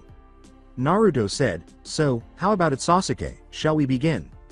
Sasuke answered, "You're not worth my time Dobi. Sasuke-kun doesn't have time to play with weaklings like you. Some of my weaker sound ninjas should be about your level," chided Orochimaru. In order to find out what was happening, Naruto saw some sound nin entering the area. They were all burned alive when he threw a ball of fire out of his hand. "He will fight with me, unless you want more of your shinobi to die. How about I start blowing up a few labs with your beloved experiments," shouted Naruto. "How sad, I didn't think you were weak enough to allow yourself to be controlled by your demon. To think someone like you would have the Kyuubi inside of them. You're nothing more than a rampaging beast," said Sasuke. Another group of sound shinobi entering a passageway were destroyed when Naruto threw another fireball with his outstretched hand. "You fool, do you really think I'd allow the beast to control me? Ha ha ha. The Kyuubi is beast of rage and destruction. I merely allowed it to release me from my own inhibitions and free me from petty attachments. In a way I must say it feels pretty good. No useless bonds of friendship or dumb promises holding me back. I have been reborn into the warrior I always should have been," said Naruto. Naruto, calm down. There is more to this mission than your meaningless rivalry, shouted Yamato. Meaningless? Spend your life ignored and treated like you were nothing. The blood of the greatest warrior the world has ever seen flows through my veins, yet my own village cursed my existence like I didn't deserve to live. Then watch as one who merely survived out of circumstance be given everything you wanted and deserved. One who reveled in your own humiliation. Tell me what matters then besides your own strength. Then to live in the shadows of another. This treacherous fool even saved my life on one occasion only to cast me aside like yesterday's trash on another. He has stolen my honor, and his debts must be paid," yelled Naruto.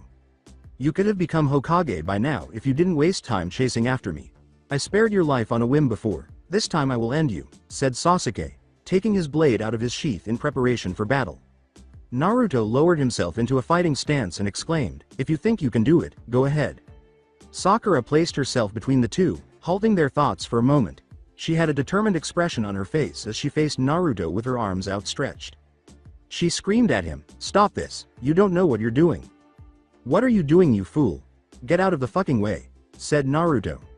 "No, I will not stand by and watch you two kill each other. We used to be teammates," she replied. Kakashi shouted, "Sakura, stand down now. I see what this is, showing your true colors. Trying to protect you, precious Sasuke? Not going to happen. I don't owe you anything anymore. We stopped being teammates the moment he shoved a fist through my chest," exclaimed Naruto with rage. Sakura cried out, "That's not true. We can fix this. It can go back to the way it was before," she begged. With a crazy gleam in his eye, Naruto tipped his head back and gazed down at her. A huge ball of fire appeared in front of his raised hand. "It can never go back, you fool. I'll never allow it to happen. Stand aside or I will forcefully remove you from your fantasy world," said Naruto. Sakura and Naruto, "Stop this immediately," Yamato screamed. "You're even more like me than I thought, Naruto. Move, you stupid girl, before we make you," said Sasuke. Sakura said, "Unmoving, now you'll have to go through me," she said. "That's perfectly fine by me. I'm sure we can affix in the mission report how you protected a traitor from being eliminated and we had to take you out," said Naruto. Sakura, "Move out of the way now. That is an order. You gave it a shot, but this will not be resolved peacefully," instructed Kakashi. At last, her determination wavered, and she turned back to face Kakashi, Yamato, and Sai. "Now that the weak trash has been disposed of, it only leaves the idiot trash. You will not leave here alive, Naruto," said Sasuke. "That's good to hear, Sasuke. Now the table has been set, so let us begin," said Naruto. Sasuke suddenly materialized next to Naruto Sharingan, spinning, saying, "I've already started." Sasuke started to stab Naruto with his blade, but Naruto grabbed his wrist, stopping his attack. Then he tried to get some distance. Chidori Nagashi. Naruto stayed put despite the electricity sprinkling all over his body. "Nice move, but it's nothing compared to my Karyu no Manto," said Naruto. Naruto's body was encircled by a flame aura, and Sasuke saw that Naruto was grabbing him and burning his arm. And then Naruto moved. He screamed, "Karyu no Tekken," and punched him in the stomach, causing Sasuke to tremble in agony. "Karyu no Kakitsume," he yelled, then kicked Sasuke, sending him tumbling backwards across the floor. Why in the world was I unable to predict his movements? Sasuke thought. In a barrage of punches and kicks, Naruto charged Sasuke, saying, "I bet you're wondering why you can't predict my movements. My Karyu no Manto not only protects me from attacks, it also blocks the precognitive ability of your Sharingan. Those monkey eyes are nothing in front of me." Sasuke soon discovered that, despite feeling the burns from each blow Naruto added, the electricity surrounding his body appeared to do no harm to his opponent. He jumped far away from Naruto and launched a jutsu down at him, thinking, "I need to put some distance between us." Kaden Gukakyu no Jutsu. A fireball soared in Naruto's direction, who just grinned. Naruto screamed, "Bad choice," and then sucked in the fire attack through his mouth. "Here, let me show you a real fireball technique.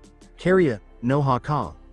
A fireball that was almost 4 times as large as Sasuke's shot back toward the Uchiha, who had to step aside at the last second to watch the blast's enormous explosion. How could he have a stronger affinity for fire than me? I'm a Uchiha. His elemental manipulation abilities are incredible, Sasuke thought. The look on your face is priceless. Never thought anyone would have a greater fire affinity than you, but the truth is no fire affinity will ever match mine. I am a fire dragon slayer. When the snake went to steal bloodlines all those years ago, he picked the wrong one, laughed Naruto. I don't care about any of that. All I care about is my revenge and my clan that was stolen from me, said Sasuke, his fist clenched in rage. What gave you the right to think that your revenge was more important than any other? All my life people have disregarded me as second class. You didn't need revenge, you had everything. And you threw it away for the promises of that pedophile snake. You are nothing more than another stain on the record of a useless clan. The Uchihas have no honor. Your revenge is nothing. And once I'm through with you, I'll leave you barely alive, so when I kill your brother and I can deliver you his head personally, shouted Naruto. Angrily, Sasuke roared, that right is mine and mine alone, and charged at Naruto. You have no rights. You are nothing. Karyu no Akari, he exclaimed, extending a whip of fire from his hand and encircling the Uchiha in flames. Ah! Sasuke cried out in agony. Face down, Naruto slammed him into the ground. He screamed in agony as he walked over and stomped on his face, pressing it against the ground. There, you are right where you have always belonged, yes, began for mercy, you worthless trash. You deserve nothing, said Naruto. That's enough, Orochimaru bellowed. It's only enough because you're losing. You allowed us to follow you here to humiliate us and show off your new toy. Now that he's been exposed for the weakling, you're afraid. And I must say you have every right to be. Perhaps I should kill you now. What will the runt of the Uchiha litter do then? Declared Naruto. Orochimaru made fun of him by asking, Boy, do you really think you can compare to me? Naruto jumped on his flying disc and flew high into the sky, facing the snake Sanin, after removing it from the tattoo on his arm. His chakra level shot through the roof as he spread his arms and legs apart. He was surrounded by a strong aura of red fire. Who? Ah, said Naruto. Prepare yourself, Snake Sanin. Consider this retribution for Sandaime. What is he doing? Yamato screamed. Kakashi spun his Sharingan and watched in silence. Abruptly, Naruto clasped his arms together, bringing his wrists together. The muscles and veins on his forehead bulged, and the ground started to tremble. In front of him, a white ball of fire started to come and go. His body sent out tendrils of chakra, which hit the ground and caused craters and tiny explosions. Rock fragments are being picked up and blown around the battlefield by the wind. He's insane. He's going to ruin us all, Yamato screamed, covering his face. You're not one for just showing off anymore, Naruto. This attack isn't your endgame. What's your plan? Hold your ground, he's still in control. Let's see how this plays out, said Kakashi. This kind of power is something you'd expect from the fox itself, not from Naruto, said Sai. Sakura just stared at him in disbelief as he said, Naruto. Kabuto, who was standing a short distance from Orochimaru and now had a barely conscious Sasuke over his shoulder, declared, he's bluffing. There is no way he'll fire an attack with that much power from here. He'll kill his comrades in the blast. He took action to safeguard his master's next body when the commotion started. Orochimaru grinned and said, this boy intrigues me to no end. His eyes were gleaming with calculation. The ground below started to rumble at the power Naruto was extinguishing, and thunder started to reverberate in the distance. Naruto's intense concentration abruptly changed to a smirk. "Now if you really think you're the greatest of the Sannin, then just try and stop this," said Naruto. "I think I've seen enough. We've got to do something. He's lost it and he's going to burn us all to ash," said Yamato. "He's encouraging Orochimaru to counter his assault. Brilliant," Kakashi thought. Sakura, crying, cried out, "Naruto, you don't have to do this, please stop. Don't worry about him, he can take care of himself. We need to move back and take some cover," instructed Kakashi. After that, the 4 Konoha ninja moved away from the blast range. Karyu no Feineru Furashu. Naruto was directly in front of the Snake Sannin when a huge, white-hot burst of fire erupted. Kinjutsu. Rashomon. Orochimaru exploded the 3 barrier gates by slamming his hands into the ground. The first gate was struck by the blast and quickly burned down. Orochimaru stood with assurance, only to discover too late that the gates were failing. He screamed in horror, "This can't be," as the blast hit him, setting off a huge explosion. As the smoke and dust dissipated, Naruto, who was panting heavily, looked at his creation and asked, "How do you like that one?" Orochimaru cried out in agony, "He actually broke through all 3 gates. Impossible. Look at what you've done to me." Most of his body was charred black and covered in burns. Just below the shoulder, his left arm was charred to a stump. Additionally, a portion of his right torso was missing. Naruto laughed and said, "Anyone up for barbecued snake, ha ha ha." Orochimaru, who was panting, yelled, "I'll get you for this humiliation, boy. You and your wretched village. Get us out of here, Kabuto."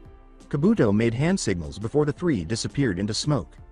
A weary Naruto dropped to the ground, his face displaying a mixture of amusement and satisfaction. Yamato, staring, said, "I don't believe what I just saw. He chased off a Sannin." "I do." He knew he could beat Sasuke and he manipulated Orochimaru into challenging his attack as a matter of pride. Normally a guy like Orochimaru wouldn't have blocked, he would have avoided it completely, but he wanted to show Naruto that he still couldn't compare to him, stated Kakashi. "I was powerless to stop them. I believed I could at least talk sense into Naruto's head, but he was more eager to fight than Sasuke. Was what he said truly meant? What happened to my teammates, and who are you guys?" Sakura thought. Kakashi observed his troubled pupil. "Sakura, you need to understand that Naruto and Sasuke aren't the same people anymore. They've grown up and matured past the childish fronts they used to put up years ago. But you've grown up as well. Stop looking towards the past and move forward towards the future." The silhouettes of the Akatsuki all gradually came into view at a secret base close to Rice Country's border. "Orochimaru had a run with the Kyuubi vessel recently," said Pain. Giggling, Kisame said, "Please tell me that stupid snake didn't do anything to compromise our plans." This time White Zetsu responded, "Quite the contrary. The Kyuubi vessel thrashed around Sasuke Uchiha before blasted through Orochimaru's Rashomon technique and burning the snake's arm off with one attack." "Huh. Looks like running off to that snake didn't do much for that brother of yours after all, eh, Itachi?" said Kisame. Ignoring him, Itachi said, "So it appears his victory over Deidara was not a mere fluke." "Huh. That bitchy blonde asshole was a weakling. I should have been the one to kill him, so I could sacrifice him to Jashin Sama," said Hidan. "Hidan, if you don't shut up, I'm going to sacrifice you to your precious Jashin Sama." Kakuzu was grumbling. "I'm actually alright with that," said Hidan, shrugging. After an awkward silence, they all pretended that his earlier statement had never happened. "Looks like our target may provide a little entertainment before we take him down," stated Kisame. "Who said those 2 get the Kyuubi brat? Jashin Sama demands him," said Hidan. Kisame reminded him, "You 2 were supposed to be going after the Nibi. The info we got on her location was a bad lead. She wasn't anywhere near there." Kakuzu was notified. Pain looked at him. "Then I guess we need to replace our spies in Kumo. Conan, that's your new assignment." "Kakuzu, you had business for us in Fire Country, correct?"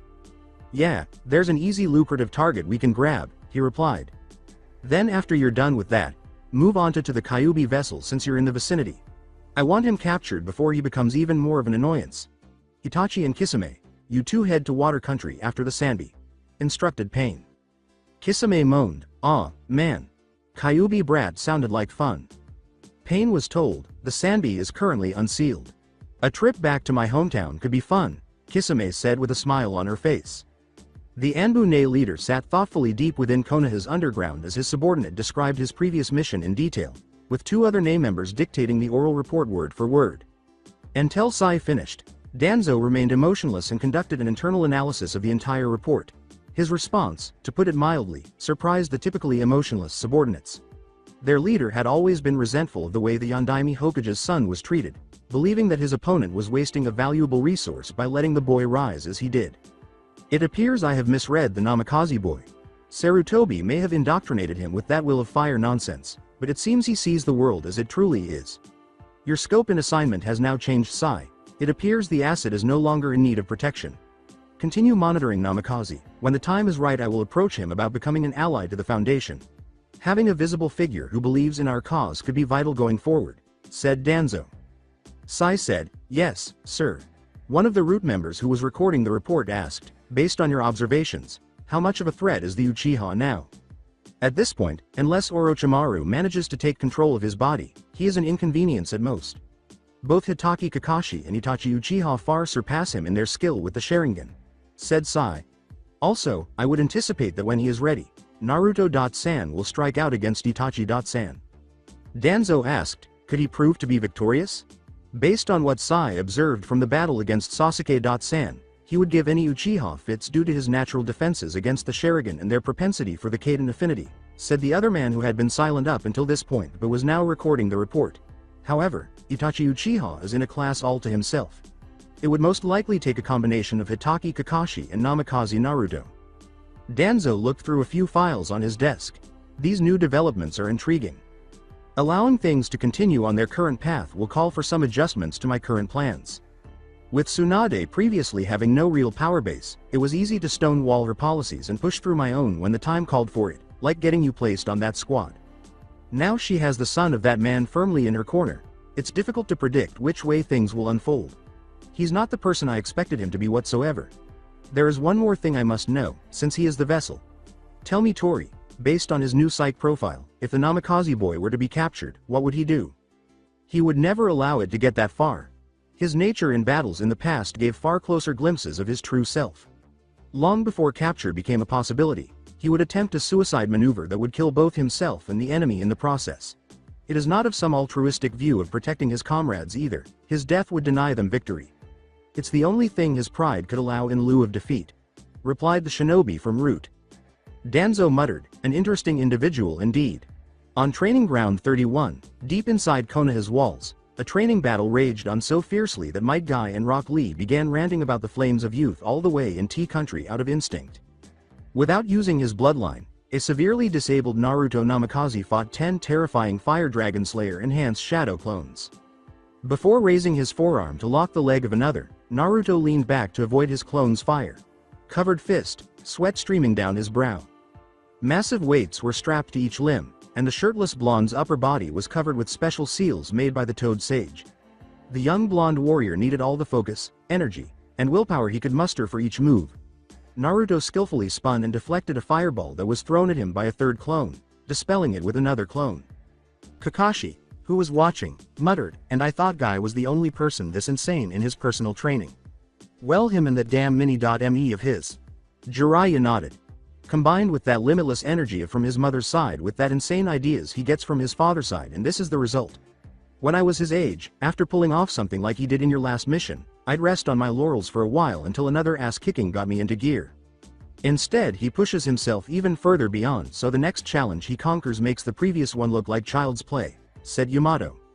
A fresh voice joined the discussion. I say he's pushing himself too much. He doesn't do anything but try to kill himself between missions where he does the exact same thing. He's going to burn himself out eventually. The three of them turned to see Tsunade coming toward them with Ino, who was carrying a pile of medical records. After rolling his eyes at her, Jiraiya said, "You think this is him pushing himself? This is just the warm-up. We're waiting for him to finish, so they can get started on the real training Jiraiya. Sama and I wanted to accomplish today." Kakashi continued. As he was finishing his sentence, the last three clones trapped Naruto in a triangle and killed their creator with a triple bab attack. Each of the three strikes struck its target, causing a huge explosion that startled the group of onlookers. Shit. His bloodline is sealed off right now, Jiraiya cried, shielding his eyes from the debris that the explosion had kicked back. The training ground caught fire in the middle, and smoke poured out. Yamato! Exclaimed Kakashi as he began to flash his hand signals. The Anbu captain responded, I'm on it, as he flashed through his own pair of hand seals and duo drawn from the nearby training ground's water supply to extinguish the explosion's spreading fire. As the group eagerly awaited the fate of the original Naruto, steam rose from the damp and charred landscape. They were alerted by a rumbling sound coming from beneath the earth in front of them, as a figure covered in blue lightning emerged from the rocks and dirt. High above the training ground, he bounded out from underground. The 3 remaining clones were instantly vaporized by 3 electrical sparks that erupted from his body. The lightning surrounding the figure's body subsided as he landed, revealing Naruto. "What the hell are you all staring at?" he asked, giving his observers a blank expression. "You didn't tell me how far along you were with your lightning form. A sensei is supposed to know these things," Jiraiya said, pointing a finger accusingly at him. "It's nowhere near battle ready yet. It's insignificant," Naruto said, dismissing his worries. The others almost gave a face. Vault, saying, "He calls that insignificant." "I'm here to let all of you know that there will be a meeting later on this evening. We've received intelligence of Akatsuki movements, and I'm reshuffling some of forces in response," stated Tsunade. "Well, I guess we'll have to hold off on what we had planned. These preparations are obviously more important." Jiraiya then grinned at her. "You could have just sent a messenger for that. Why did you make a detour all the way out here from the hospital instead of going back to your office?" As she frowned, Tsunade's eyes briefly shifted to Ino. "There's an intelligence source waiting in my office that you might want to compare notes with. I also need that information scroll from you."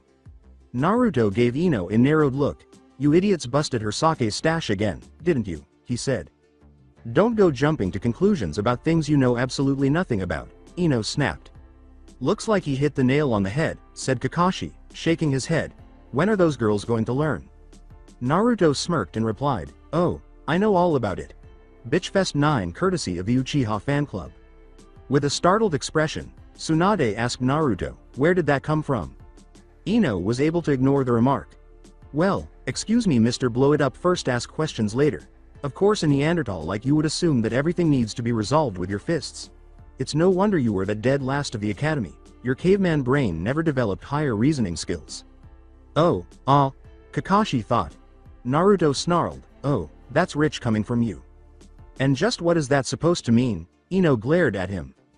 Naruto confronted her directly. "You're no better than your pink-haired harpy of a best friend. Tell me, is it possible for you to have a conversation without shattering the eardrums of anyone within a 5-mile radius? In fact, it's probably your secret desire to turn this place from the village hidden in the leaves to the hidden village of the deaf." "Ooh, what a zinger," Jiraiya thought, smiling. "The sexual tension is really motivating." "It's not my fault you're an annoying moron, who needs girls like us to keep you in line," replied Ino. "Keep me in line? Between your banshee shrill and her freakish strength, I'm lucky my brain hasn't turned to mush." "You're lucky I haven't filed assault charges on your crazy asses," said Naruto. Rolling her eyes, Ino said, "You'd have to have a brain in the first place for it to turn to mush." Naruto yelled, "You woman, are an insufferable shrew." With a raspberry blow, Ino yelled, "Dumbass flame-breathing monkey." Naruto roared, "Arg, you stupid girl. You're impossible," and rushed off in the direction of the village. Ino marched after him, screaming, "Where do you think you're going? You owe me an apology." "You can kiss my ass, you crazy bitch. I don't want to get rabies. Stop following me. Apologize to the great Ino Sama, and I might think about it." "Go to hell. That's no way to invite a lady to your home." "Do not test me, woman. Hee hee hee." Jiraiya scribbled in his notebook, unable to contain his perverted laughter. "That is golden." When Tsunade saw them, she started to perspire. "Those two were just as bad as him and Sakura," she said. "Just as bad?" Kakashi snorted, "They might be even worse." He scribbled away, "Well, if the brat had taken some of my good advice, he could handling all that unresolved sexual tension right about now. Hee hee hee, between her and Tsunade's other pink-haired apprentice, he could be living the high life." Jiraiya became so engrossed in the moment that he forgot exactly who he was standing next to. Thwack. As the Toad Sanin sailed away across the village skyline, Kakashi whistled, "You can put it on the board." "Yes." As Yamato gestured a home run with his finger in the air, he was praised, "Nice shot Hokage Sama." Kakashi went on, "You've started aiming with those, haven't you?" Tsunade sighed, "Just making sure the ladies of the hot springs get their daily shots in too." A number of female voices cried out, "And stay out," as Jiraiya's battered, bleeding, and unconscious body sailed over the fence and collided with a wall. Enko Mitarashi saw the Sannin sailing over the wall while she was en route to the hot springs for a good soak. "Man, you just got knocked the fuck out," said Enko, who scampered up to him and leaned over his unconscious face. "Ha! Drinks and dango on me tonight, ladies," she exclaimed as she rolled him over and dug through his ninja pouch to retrieve his wallet. "Well, there it is. The preparation of medicines, the effects of medical drugs, and power medicine and their effects." Sakura grabbed the hardcover book with a green cover off the library shelf. She heard someone reading to himself, and when she turned to look down the aisle, she saw two people she knew sitting at a table opposite one another. Sai and Naruto. I must be seeing things. He's not in a library, Sakura thought. Sakura approached their table and said, "Hey guys, didn't expect to find you here." Naruto's expression turned sour as he looked up from the book he was reading. Naruto thought, wonderful from one banshee to another. "Oh, it's you." Sakura gave the blonde a fierce look and asked, "What sort of greeting is that? Nicknames and affectionate expressions?" When Sai looked up and saw Sakura glaring at Naruto, he thought, "Dude, this relationship stuff is tricky." Sai said, "Sakura-san." Sakura slid into the chair beside Naruto, still glaring at the blonde, and said, "Hey, Sai. Are you here reading up on some art books?" Naruto returned to his book with a snort of laughter. "This fool is reading some rubbish on friendship and relationships. I told him all those books were nonsense, but he insisted on reading them anyway," told Naruto. Sakura answered, "I think it's a good thing. Yes, and next you'll be telling me there's a how-to book on how blowing up hidden enemy bases." Naruto shot back. Sakura narrowed her gaze on him. "That's not what I meant. I thinks it's a good thing he's trying to learn and understand about how to interact with people and develop friendships. At least he's making an effort to learn how to interact with people instead being a big grouch all the time." Naruto nodded.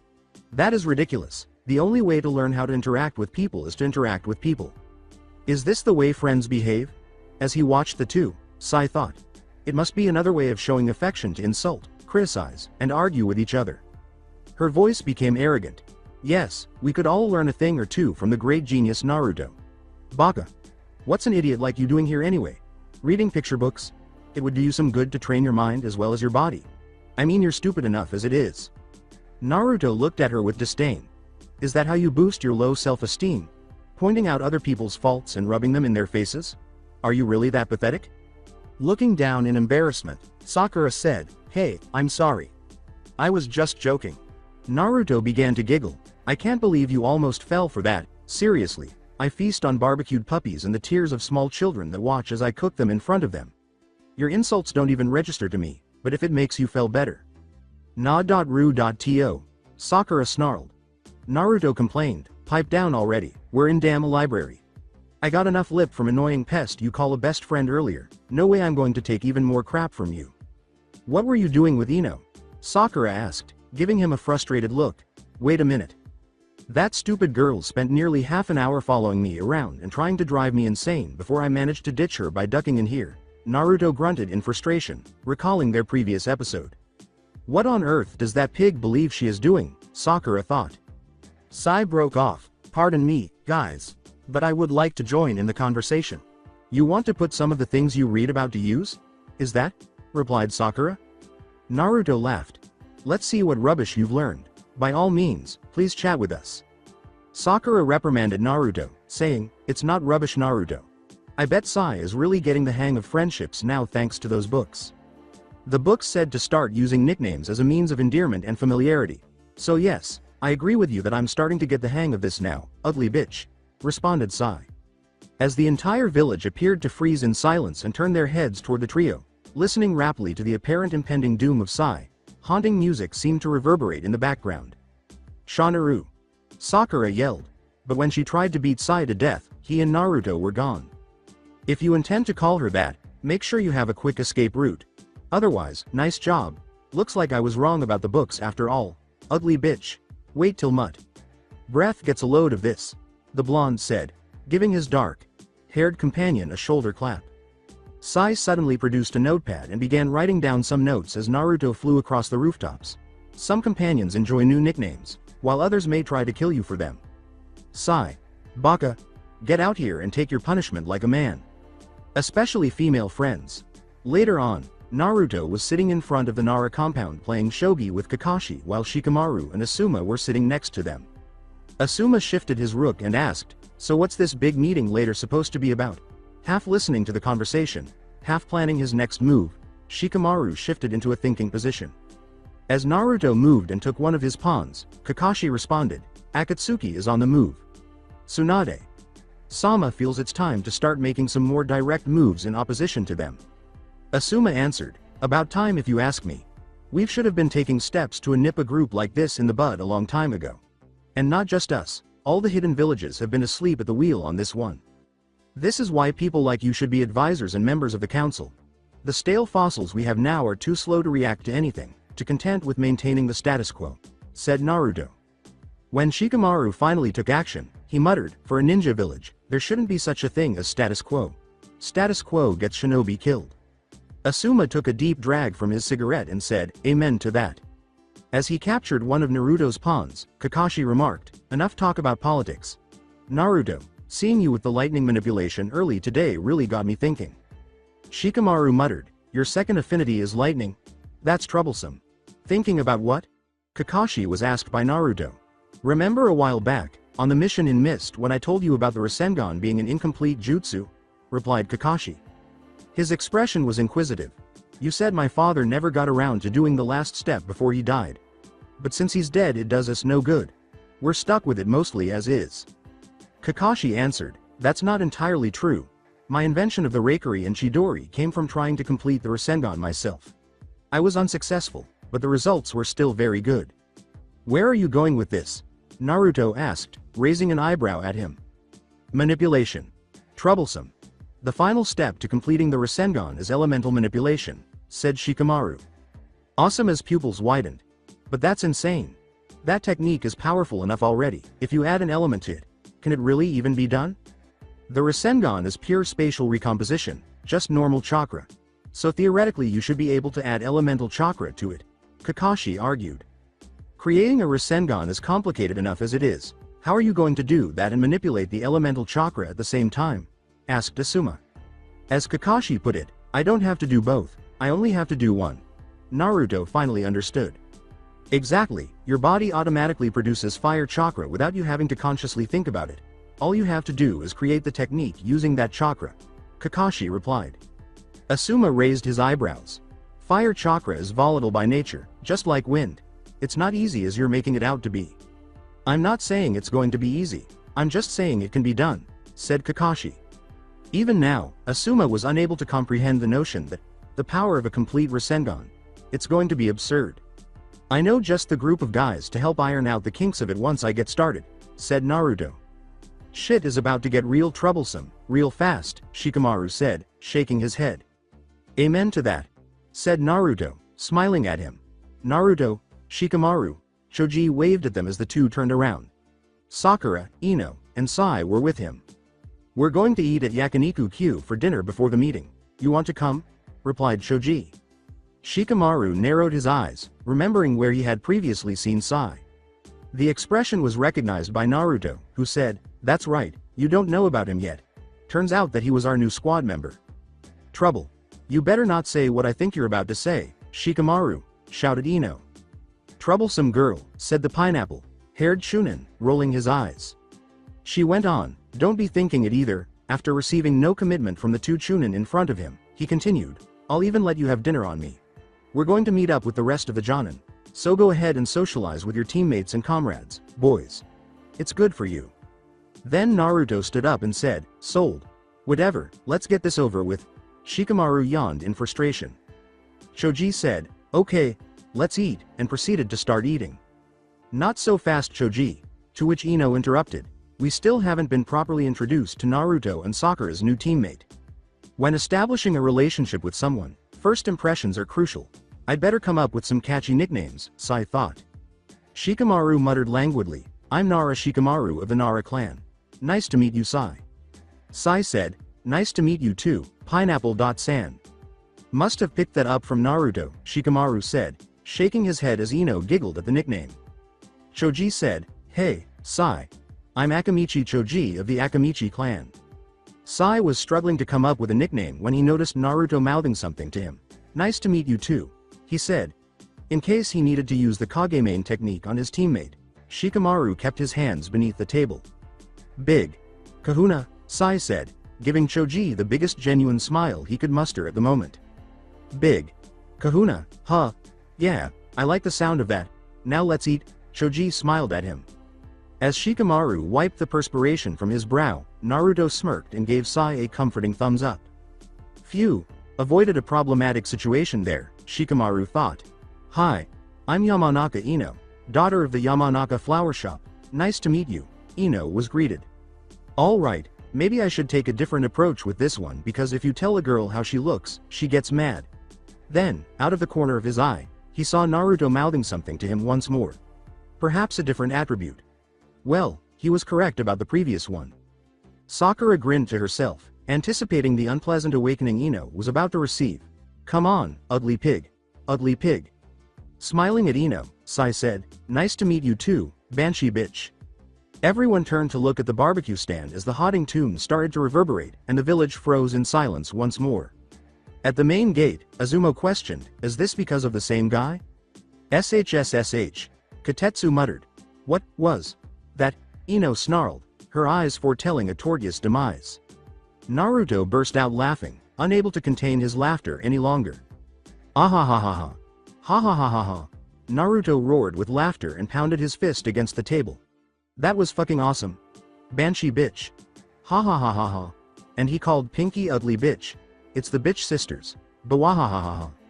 The three boys gradually moved away from the table as a great deal of murderous intent surged at Naruto from Ino and Sakura, and tears began to well up in Naruto's eyes from laughing so hard. Choji wasn't finished eating when he was caught in a catch-point 2-2, but he didn't want to perish in the crossfire. His stomach gave out as he returned to the table, being the proud Akamichi that he was. With a mutter of, difficult, Shikamaru slid back into his seat, determined not to let his best friend fall by himself. Sai sat back down in his seat because the other two did, but he had no idea what was going on. I hope there's a bed open in the long-term ward of the hospital, murmured Sakura. Ino added, I hope there isn't. When Naruto stopped laughing, he smiled evilly and said, if I were you, I wouldn't do that. Ino growled, and why is that? Instead, the girls soon ran out of steam when Naruto hinted, you two already busted up her stash of sake today. Do you want to add property damage onto the list? I'm sure you'll have an excellent training session tomorrow with the Hokage, won't you? And let it be remembered, that's why you don't mess with Namikaze Naruto. In the end you always get burned. Bawahahaha. For now, just laugh it off. Jackass, you'll pay for this. The two irate girls had this thought. For Tsunade's debriefing, a sizable contingent of the village forces assembled on the rooftop. To fight the Akatsuki who had moved into fire country, about 80 shinobi were grouped into the new Nijyu Shoutai, 20 platoon squads. Earlier, news of an Akatsuki attack on the fire temple had been brought by a monk from the fire temple. Tsunade had mobilized these new squads because this had been the last straw for her. The Nijyu Shoutai is this. Shizune thought, the sight of 20 squads of our elite shinobi gathered together is pretty impressive. Tsunade concluded by saying, that completes our briefing. Do any of you have any questions? Asuma held up a hand. Yes, what it is? The Hokage inquired. A former member of the 12 shinobi guardians, Shiriku, was at the fire temple. Any news on what happened to him? Replied Asuma. The monk reported that, Shiriku Sama fell at the hands of those two fiends. How strong are these guys for even Shiriku to be killed? Asuma asked, her eyes widening in shock. I want to find out every single detail about these Akatsuki. Their plans, their membership, their previous actions, their bases, where they eat, where they sleep, even who the hell they sat behind in the academy. If capture is not an option, destroy them. They do not leave the fire country, period. Now go out and find them. Dismissed, instructed Tsunade. All 20 shinobi platoons swiftly disappeared from view, leaving Tsunade alone with the remaining assembled forces. The Hokage said, now as for the rest of you. Together, Shikamaru, Naruto, Asuma, and Kakashi landed on a nearby rooftop. Kakashi remarked, you seem to have an angle you want to work on this one. After dropping the end of his cigarette on the floor and extinguishing it with his foot, Asuma said, yeah, let's start our search at the fire temple. Naruto added with a smirk, sounds like a fine place to begin. I just know shit's about to get really troublesome, Shikamaru sighed. Kakashi remarked, oh, that's guaranteed. When Asuma reached into his pocket for a fresh cigarette and discovered that his carton was empty, He stood motionless for a moment, staring blankly across the village rooftops. The dark-haired ninja grunted in frustration and threw it away, saying, "It's a sticky job, but somebody's got to do it." "Will you hurry up and say goodbye to your woman so we can leave already?" asked Naruto, rolling his eyes in frustration. Asuma turned away from his three allies. A slight flush came over his face and he said, "I have no idea what you're talking about." Naruto broke out in laughter. "You can't fool my nose. Your scent is also coming from that apartment building about 4 blocks over." With his nose already buried in an Icha book, Kakashi added, "Plus, Kurenai just walked out onto the veranda."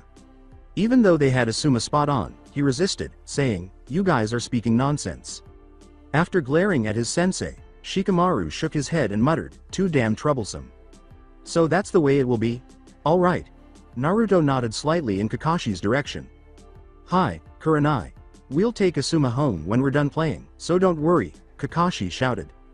Kurenai was hanging up the laundry when she looked up, a little startled, and saw the silver-haired Jonin waving at her. Kurenai returned the wave, saying, "Be careful, you all." Asuma waved back, unable to contain his blush any longer, and said, "Bye, honey." Shikamaru, Kakashi, and Naruto imitated the sound of a whip cracking as he said, "A moment of silence for our venerable leader." Asuma complained, "You guys are just jealous," as they left for the gate. "Then good sir, do tell, what is hiding under those magnificent wrappings?" Kakashi smiled at him. Snorting, Asuma said, "Dream on." "Wrong thing to say to a guy with an Icha addiction," snorted Naruto. The 4-Man squad reached the fire temple after a couple of days of travel. The temple had been completely destroyed by the Akatsuki attack, and the monks were just finishing up the process of collecting the bodies of their departed brethren from the debris. "I regret to inform you, Sarutobi, Dono, that Chiriku-sama is the only body we have not been able to find. One of the Moes of the Akatsuki is cashing in on high-paying bounties," said Kakashi. Flipping to Chiriku's page in the bingo book, Naruto responded, "You're right on the money. That monk just got a massive upgrade in the bingo book," he said. "A $30 million bounty was placed on his head by someone." Shikamaru said, "That means they're probably at the exchange point right now." Kakashi started to say, "Naruto," but the blonde interrupted him. As he turned to a new page in the bingo book, Naruto grunted, "Yeah, I'm on it. There's an exchange point close to our area and 4 more within the searching scope of our other platoons." Kakashi took out a piece of paper and walked over to the messenger birds, saying, "Good, I'll send word to the teams in those areas to check them out." Asuma gave the order, "Okay, once that's done, we'll move out." With a savage smile, Naruto turned to face one of the monks and said, "You guys might want to say a few prayers. We're going to have some blood on our hands before the day ends." "Speak for yourself," Shikamaru muttered. "The other squads should be on their exchange points not too long after we reach ours," Kakashi said, sending out the messages in just a few more minutes.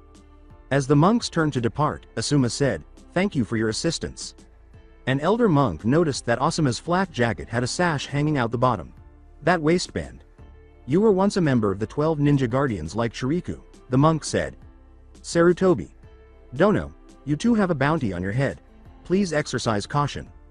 Shikamaru, who had not previously been aware of this information, arched an eyebrow in response. Asuma smiled and dismissed his worry, saying, "You don't need to be concerned about me. It will be much more difficult for them to take my head because my bounty is worth 5 million more than Chiriku's." Snickering, Naruto said, "Just 35 million? That's quite depressing for a Jonin." Kakashi sighed. "Not all Jonin are as famous as me and no ninja period is as big of a pain in the ass as you are." Asuma complained, 35 million is a damn good bounty. Traveling with all you high bounty guys. Damn troublesome," Shikamaru yawned. "I'll be haunting you guys if I'm killed." Naruto grumbled, "That's only because you'd be too damn lazy to make the effort to move on the next world." "Yeah, you'd probably leech off of our shadows and watch clouds all day," replied Asuma. "Sounds like a damn good afterlife to me," Shikamaru said with a smile.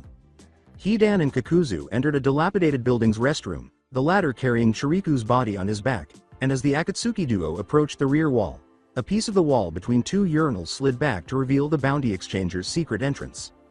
"Right over here." A bald man with a goatee and a crossed scar above his right eye stuck his head out to greet them. "They actually hid the entrance to this place behind a urinal," Hidan said, rubbing his hand through his hair in frustration.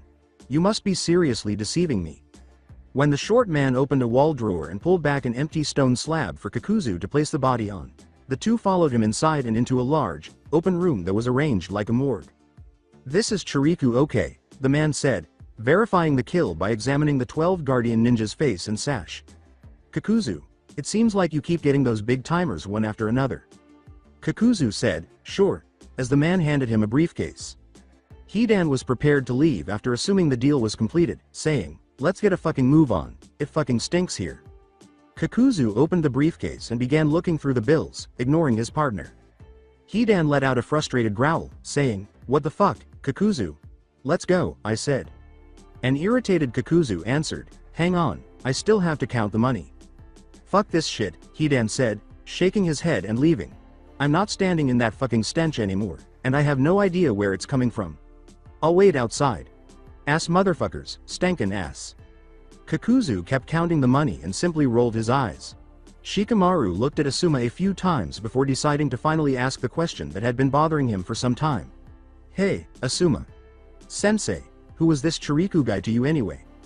Asuma gave his pupil a raised eyebrow and asked, "Where is this coming from?" "You've been acting differently since the start of this mission."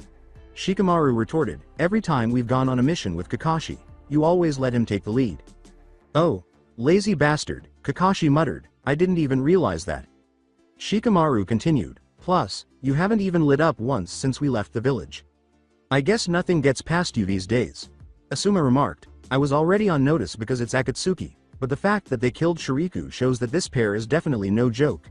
I don't need the distraction, so I haven't been smoking." Shikamaru reminded him, "You still haven't answered my question." "I suppose you could say that you and Choji are similar to me and Chiriku." Asuma replied, "Is that a sufficient response for you?" Shikamaru said, "Yeah, it explains a lot. Guys, men. We appear to have company, and we're almost there," Kakashi said. Kakuzu turned to go, but the exchanger said, "Hope to do business with you again soon, sir. I regret to inform you that we will not be seeing you anytime soon. The Jinchuriki of Konoha is our next target. Our organization wants him alive first," Kakuzu retorted. "That's unfortunate, but if I may offer one recommendation, it's probably best for you to find a new partner. It appears that yours is not particularly interested in making a healthy profit. To be honest, he will most likely end up hurting your company." "I already know that," responded Kakuzu. "The guy has zero interest in making money, but there is a reason why he's my partner." This truly piqued the man's interest. "So, why is he your partner?" The explanation is very straightforward. "All of my former partners have passed away. This guy won't die," but Kakuzu declared, "I have no patience for incompetence. The second I get pissed with someone I kill them. I've made numerous attempts, but I've never been able to kill him. That's how easy it is." The man's expression changed to one of shock as Kakuzu emerged from the hiding place. "This is some serious nonsense." Hidan grumbled, "My clothes smell like shit, and I was only in that fucking dump for 5 minutes. Fuck." Then he turned to face what he believed to be his partner as he heard someone approaching. The gray-haired Akatsuki member yanked on the metal cable concealed under his sleeve and unleashed his three-bladed scythe directly at the approaching foe, smirking when Naruto was unable to dodge and the scythe embedded itself in his chest, continuing to fly back until it pinned him up against a wall. "About fucking time," he began, but his tirade was interrupted when he saw the fire-encased form of Naruto charging him. Too easy. Hidan's smugness was interrupted when the Naruto pinned to the wall smiled and then vanished in a cloud of smoke. In his peripheral vision, he saw Kakashi and Asuma rapidly approaching him from the side, and he attempted to move but was stopped in his tracks. When Hidan finally saw Shikamaru sitting on the roof, he exclaimed, "You're finished." While Kakashi ruthlessly sliced up his chest with a Fuma shuriken, Asuma tore into his femoral and jugular arteries with his trench knives. "We're down one." As they jumped back to see their creation, Asuma declared with a contented expression. To their amazement, the Akatsuki ninja began to curse wildly instead of collapsing into a pool of his own blood. "What the fuck, man? You sons of bitches pull this shit while I'm sitting out here, taking care of my own damn business. Assholes, this fucking hurts. Curse, Hidan." Asuma muttered, "I know I hit his vitals, for sure. I drove mine right through his heart," exclaimed Kakashi, who was equally perplexed. "You messed up so much with this blade, just take a look, man. This is fucking bullshit," Hidan shouted. Looking at him with the Sharingan, Kakashi speculated, "He's somehow invulnerable." Hidan growled, "Now you shitheads are catching on. Anyway, Who the fuck are you asswipes? Then he saw Asuma and Kakashi up close. Aw shit. I have to return to that reeking shithole of a bounty station after a couple high bounty tree. Fuckers. Many thanks, you jerks, Hidan complained. To his previous assessment, Kakashi added, and he's got one hell of a mouth on him. The other one should have shown himself by now, Asuma said as he looked around. With this guy sitting out in the open, we figured we could take out one Akatsuki before dealing with the other. Hey, looks like you made a mistake, idiot, Hidan mocked. The building's roof exploded just as Kakuzu was about to attack Shikamaru, his fist cocked back and ready to strike. Naruto appeared in front of the other Akatsuki, covering for the Nara with a fire. Enhanced fist cocked back to match Kakuzu, but Shikamaru had already moved to retreat, breaking off his shadow possession of Hidan. As soon as the jutsu wore off, Kakashi and Asuma regrouped next to Naruto and Shikamaru, completely avoiding Naruto and instead darting over beside his partner. Alright, take a look at this. Copy Nin Kakashi and another one of the 12 ninja guardians, Kakuzu remarked nonchalantly, you happen to stumble upon some money, Hidan. Whatever, Hidan snorted in disgust. Please don't obstruct me. My ceremonial offerings to Jashin Sama will be these jerks. You can deal with the money later. Hidan started smearing the blood from Kakashi and Asuma's attacks onto the ground in the shape of a circle with his foot. Do as you wish. Kakuzu responded. Just don't let your guard down, or you might actually die. Why are you talking gibberish? Hidan rolled his eyes at his partner. Though it's impossible, I want them to kill me if they can. That's fine with my ally if it's going to be one. On .1. Just make sure tall, dark, and ugly keep it honest, Naruto said, adding that they were still unaware of my identity. We're not going to play this one-on-one, Kakashi said, swiftly dispelling that idea. Not enough information is available to us. Since it looks like we won't have access to the standard means of killing and incapacitating people, we must proceed cautiously. Shikamaru, you hold back while the three of us take on this unbeatable man. Asuma gave the order. Naruto, you leave a few clones back to cover him. Shikamaru, I want you to concentrate on finding an opening before binding him. This time, Kakashi, I believe you should try your Kamui technique after he is bound. Once he is caught, you should back off and get ready. His orders were accepted by all three, who nodded, got it. Gentlemen, should we start this off with a bang? Kakashi proposed. Is it necessary for you to ask? Naruto shot back. The three began with a devastating combination technique, lining up in a row. Koko no Karyu. The roar of fire dragon, Daitapa, Fa, Tun, wind release, outstanding innovation. Ga Kakia, no jutsu, Kaden, great fireball technique for fire release. As he watched the three techniques combine to create a huge wave of fire that was directly aimed at his partner, Kakuzu muttered, well I'll be damned, that's pretty impressive. Hidan growled as he flung his scythe out to the side where it embedded itself in a building wall and the metal cable retracted, pulling him out of harm's way.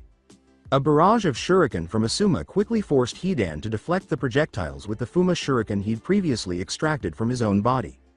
Expanding the blades, he fired the shuriken right back at Asuma, who cut right through the weapon with his trench knives, rendering it useless. Naruto engaged the gray-haired immortal next, Hidan swiftly avoiding a right-handed haymaker. Hidan followed with an elbow to the gut that Naruto blocked, while both simultaneously struck with strong left kicks, sending each other skidding back a few feet. Hidan leapt into the air again to avoid the hands of Kakashi as he emerged from underground. He yanked on the cable to his scythe swinging around to slice at Kakashi, but Asuma appeared in the blade's path blocking with his trench knives. Hidan quickly rolled to the left to dodge a blast of fire courtesy of Naruto, but it only proved to be a distraction as Kakashi and another Naruto appeared in front of him, nailing him with a double punch to the chest that sent him flying.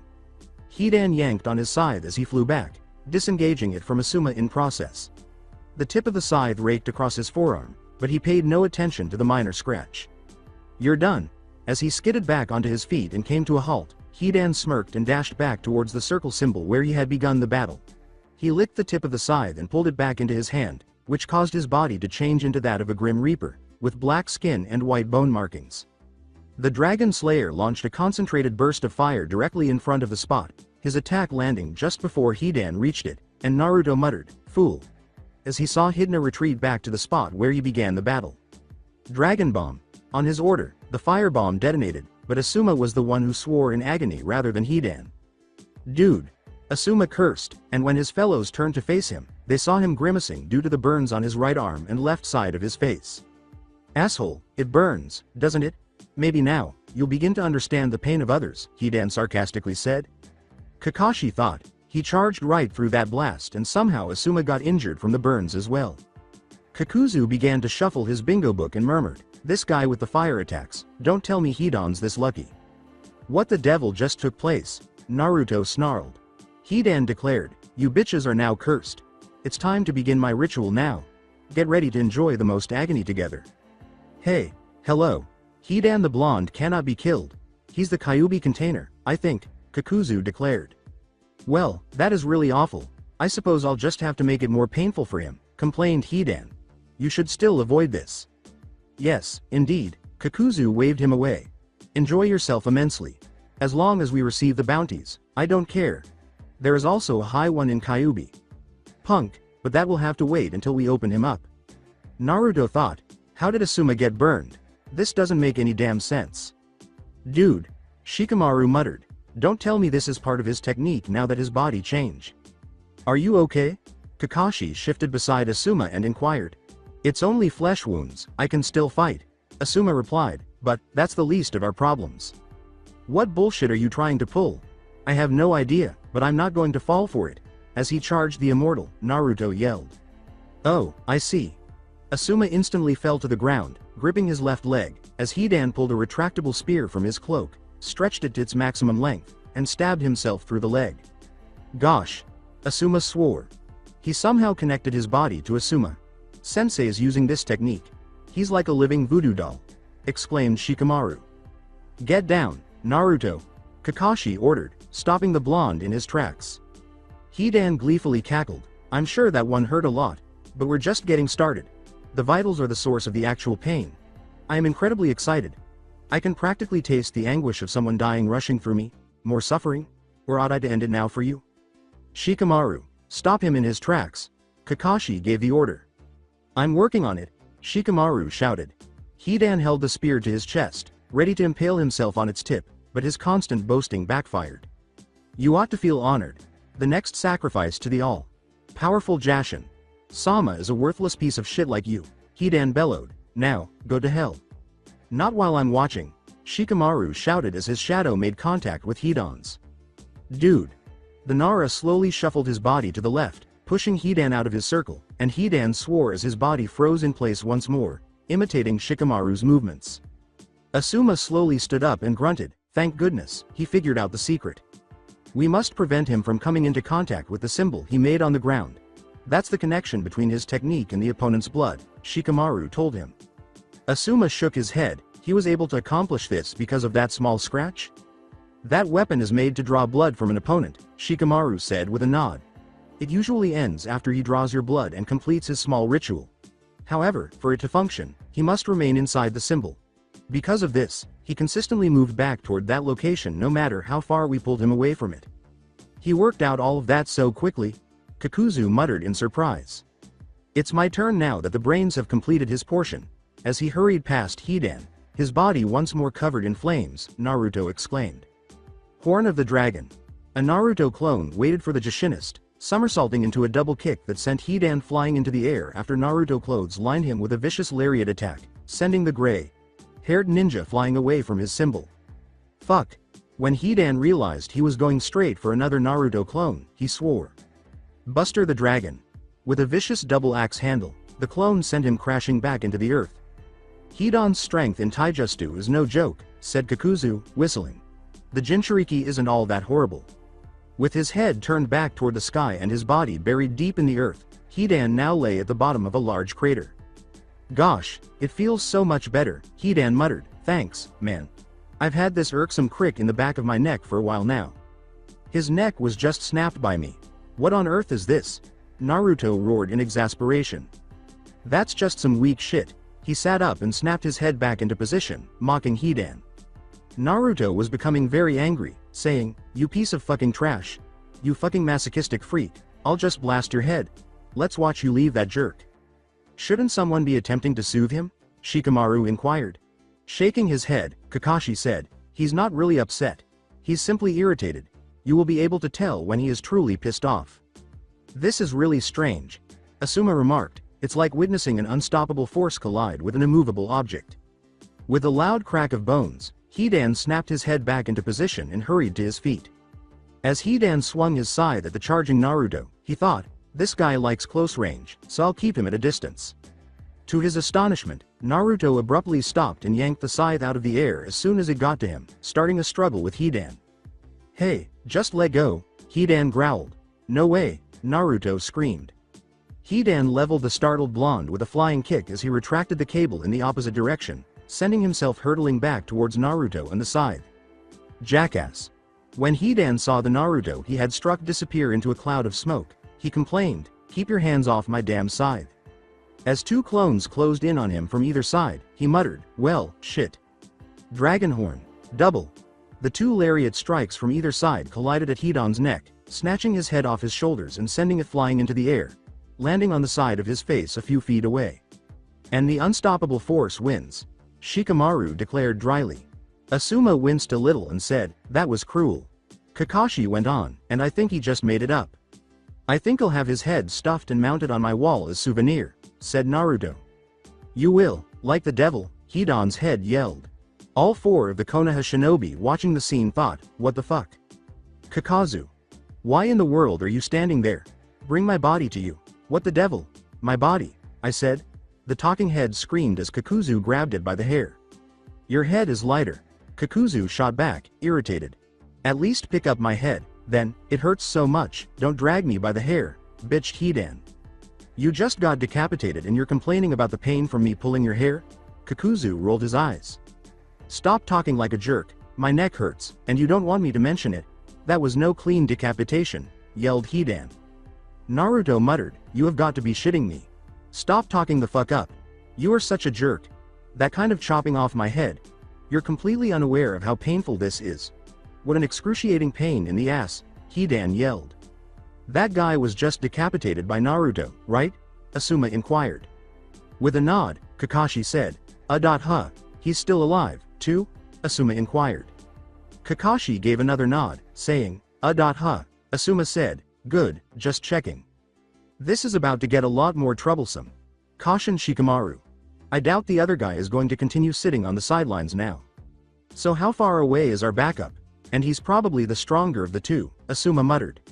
"Still a half an hour away at best," replied Kakashi. "Hopefully, they have a medical ninja with them, but there's no guarantee."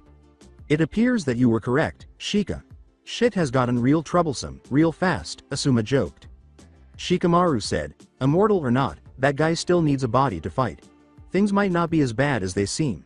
Since he is currently helpless, we must only be concerned about the other man." Kakuzu knelt down in front of Hidan's body and shot back, "You wish. Weaklings cannot be helped at this time," Naruto roared. "That's why you never turn your back on Konoha's Inferno," as he launched a Dragon Bomb attack directly at Kakuzu after turning his back. "You never know when you'll succumb to that last burn."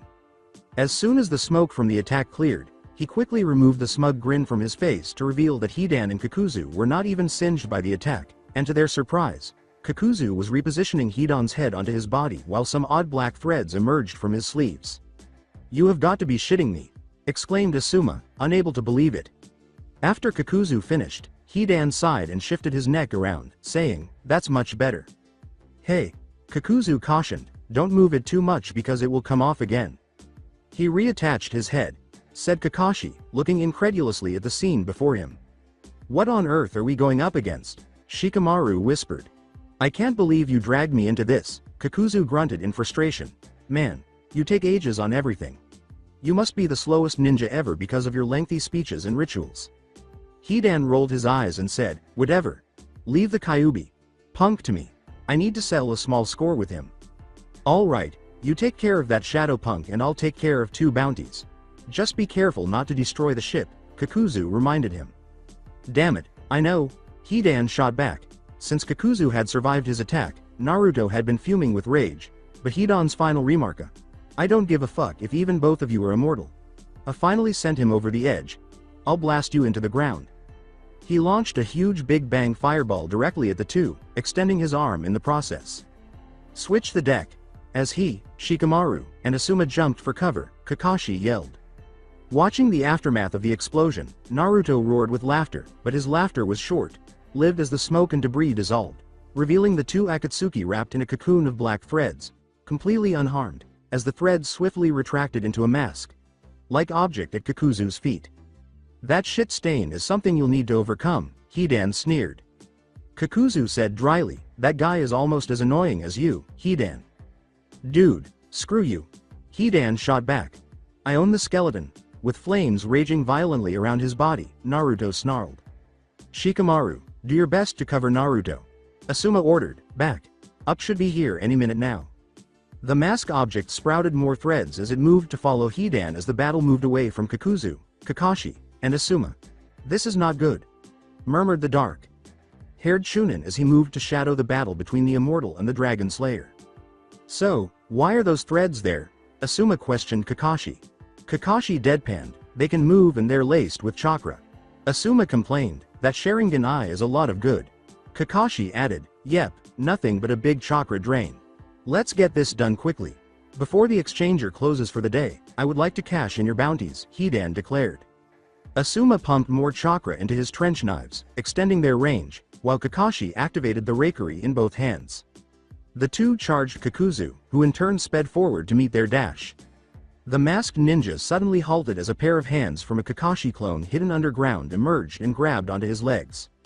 He was undeterred by the maneuver, however, flipping back his sleeves and thrusting his arms forward where the bottom half of his arms separated at the forearm and stretched forward using the black threads. The two Jonin reacted accordingly, deflecting the hands aside once in range and slicing through the thread bundles to break the connection. The threads quickly spread out trying to grab a hold of the Konoha pair, but Asuma used the full extent of his knives range to cut the threads back. Kakashi capitalized on the created opening by rushing to Kakuzu's body and plunging both Reikiris right into his chest cavity. A look of surprise flashed across his face before he quickly pulled his arms out and retreated away from the Akatsuki member. As he watched the enormous hole he had just made close back up with the black threads, Kakashi muttered, "Figures a pair zombies would be teammates." Shikamaru wasn't quite sure what to make of the battle he was watching. There was no strategy, no planning, just pure carnage. Naruto seemed content to deal out as much damage as possible until he found Hidan's breaking point, and Hidan, being the masochist that he was, seemed content to take said punishment until Naruto eventually ran out of gas. A Taijutsu slugfest kicked it off, with Naruto abandoning all concept of defense, just dealing out massive crushing blows one after another.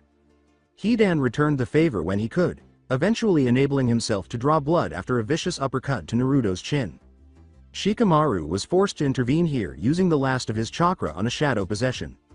Lacking the remaining strength to move Hidan out of the circle, Shikamaru relieved the Jushinist of his spear and scythe before losing control of the technique. Hidan seemingly had the last laugh as he revealed a second retractable spear he had hidden in his cloak and proceeded to impale himself through the knee and the shoulder joint, hoping to inflict crippling pain to Naruto. The blonde was simply too pissed off to care at the moment, fighting through the pain to deal a punch to the gut and a massive headbutt that knocked both fighters for a loop. Naruto recovered quicker, relieving the Akatsuki foe of his weapon before stumbling away and deciding to use his head for once in the fight. Attacking with his flames, which would harm Hidan, but not himself due his fire immunity. The Jushinist didn't seem to care, content to let Naruto blast away until he ran out of gas. HAAAAA! Naruto roared as he continued to fire blast after blast of fire without stopping. Hidan, meanwhile, stood in the middle of the conflagration, laughing uncontrollably as his body burned. "That jerk is the spirit, never say die," Hidan sneered. With his arms raised above his head, Naruto bounded into the air and formed a single, enormous ball of blazing fire. "Just fucking perish." As he threw the blast at Hidan, causing a huge explosion, Naruto roared. Shikamaru felt the blast's raging heat and muttered, "Holy shit." The attack's shockwave almost knocked the weary ninja back onto his ass. A smirking Naruto said, "Let's see you survive that." The smirk was swiftly erased from his face when Hidan, broken into multiple pieces but still very much alive, emerged from the smoke and explosion debris. "Is that your best option?" Hidan grinned and gloated. Kakuzu's mosque's black threads revealed themselves once more as they began sewing the Jushinist back together. Angrily, Naruto shuddered, "What is this derision? Even that shabby mask won't be able to repair you after I tear you into so many pieces." As he charged Hidan in a blaze of rage, Naruto roared. "What is he doing?" Shikamaru muttered, "He's fighting too carelessly again. Damn it, I need more chakra." We could work things out if I could bind him once more until Naruto relaxed. The two had become quite roughed up in a short time, and Asuma appeared behind Kakashi, slicing away the black threads in an attempt to ensnare the copy nin from behind.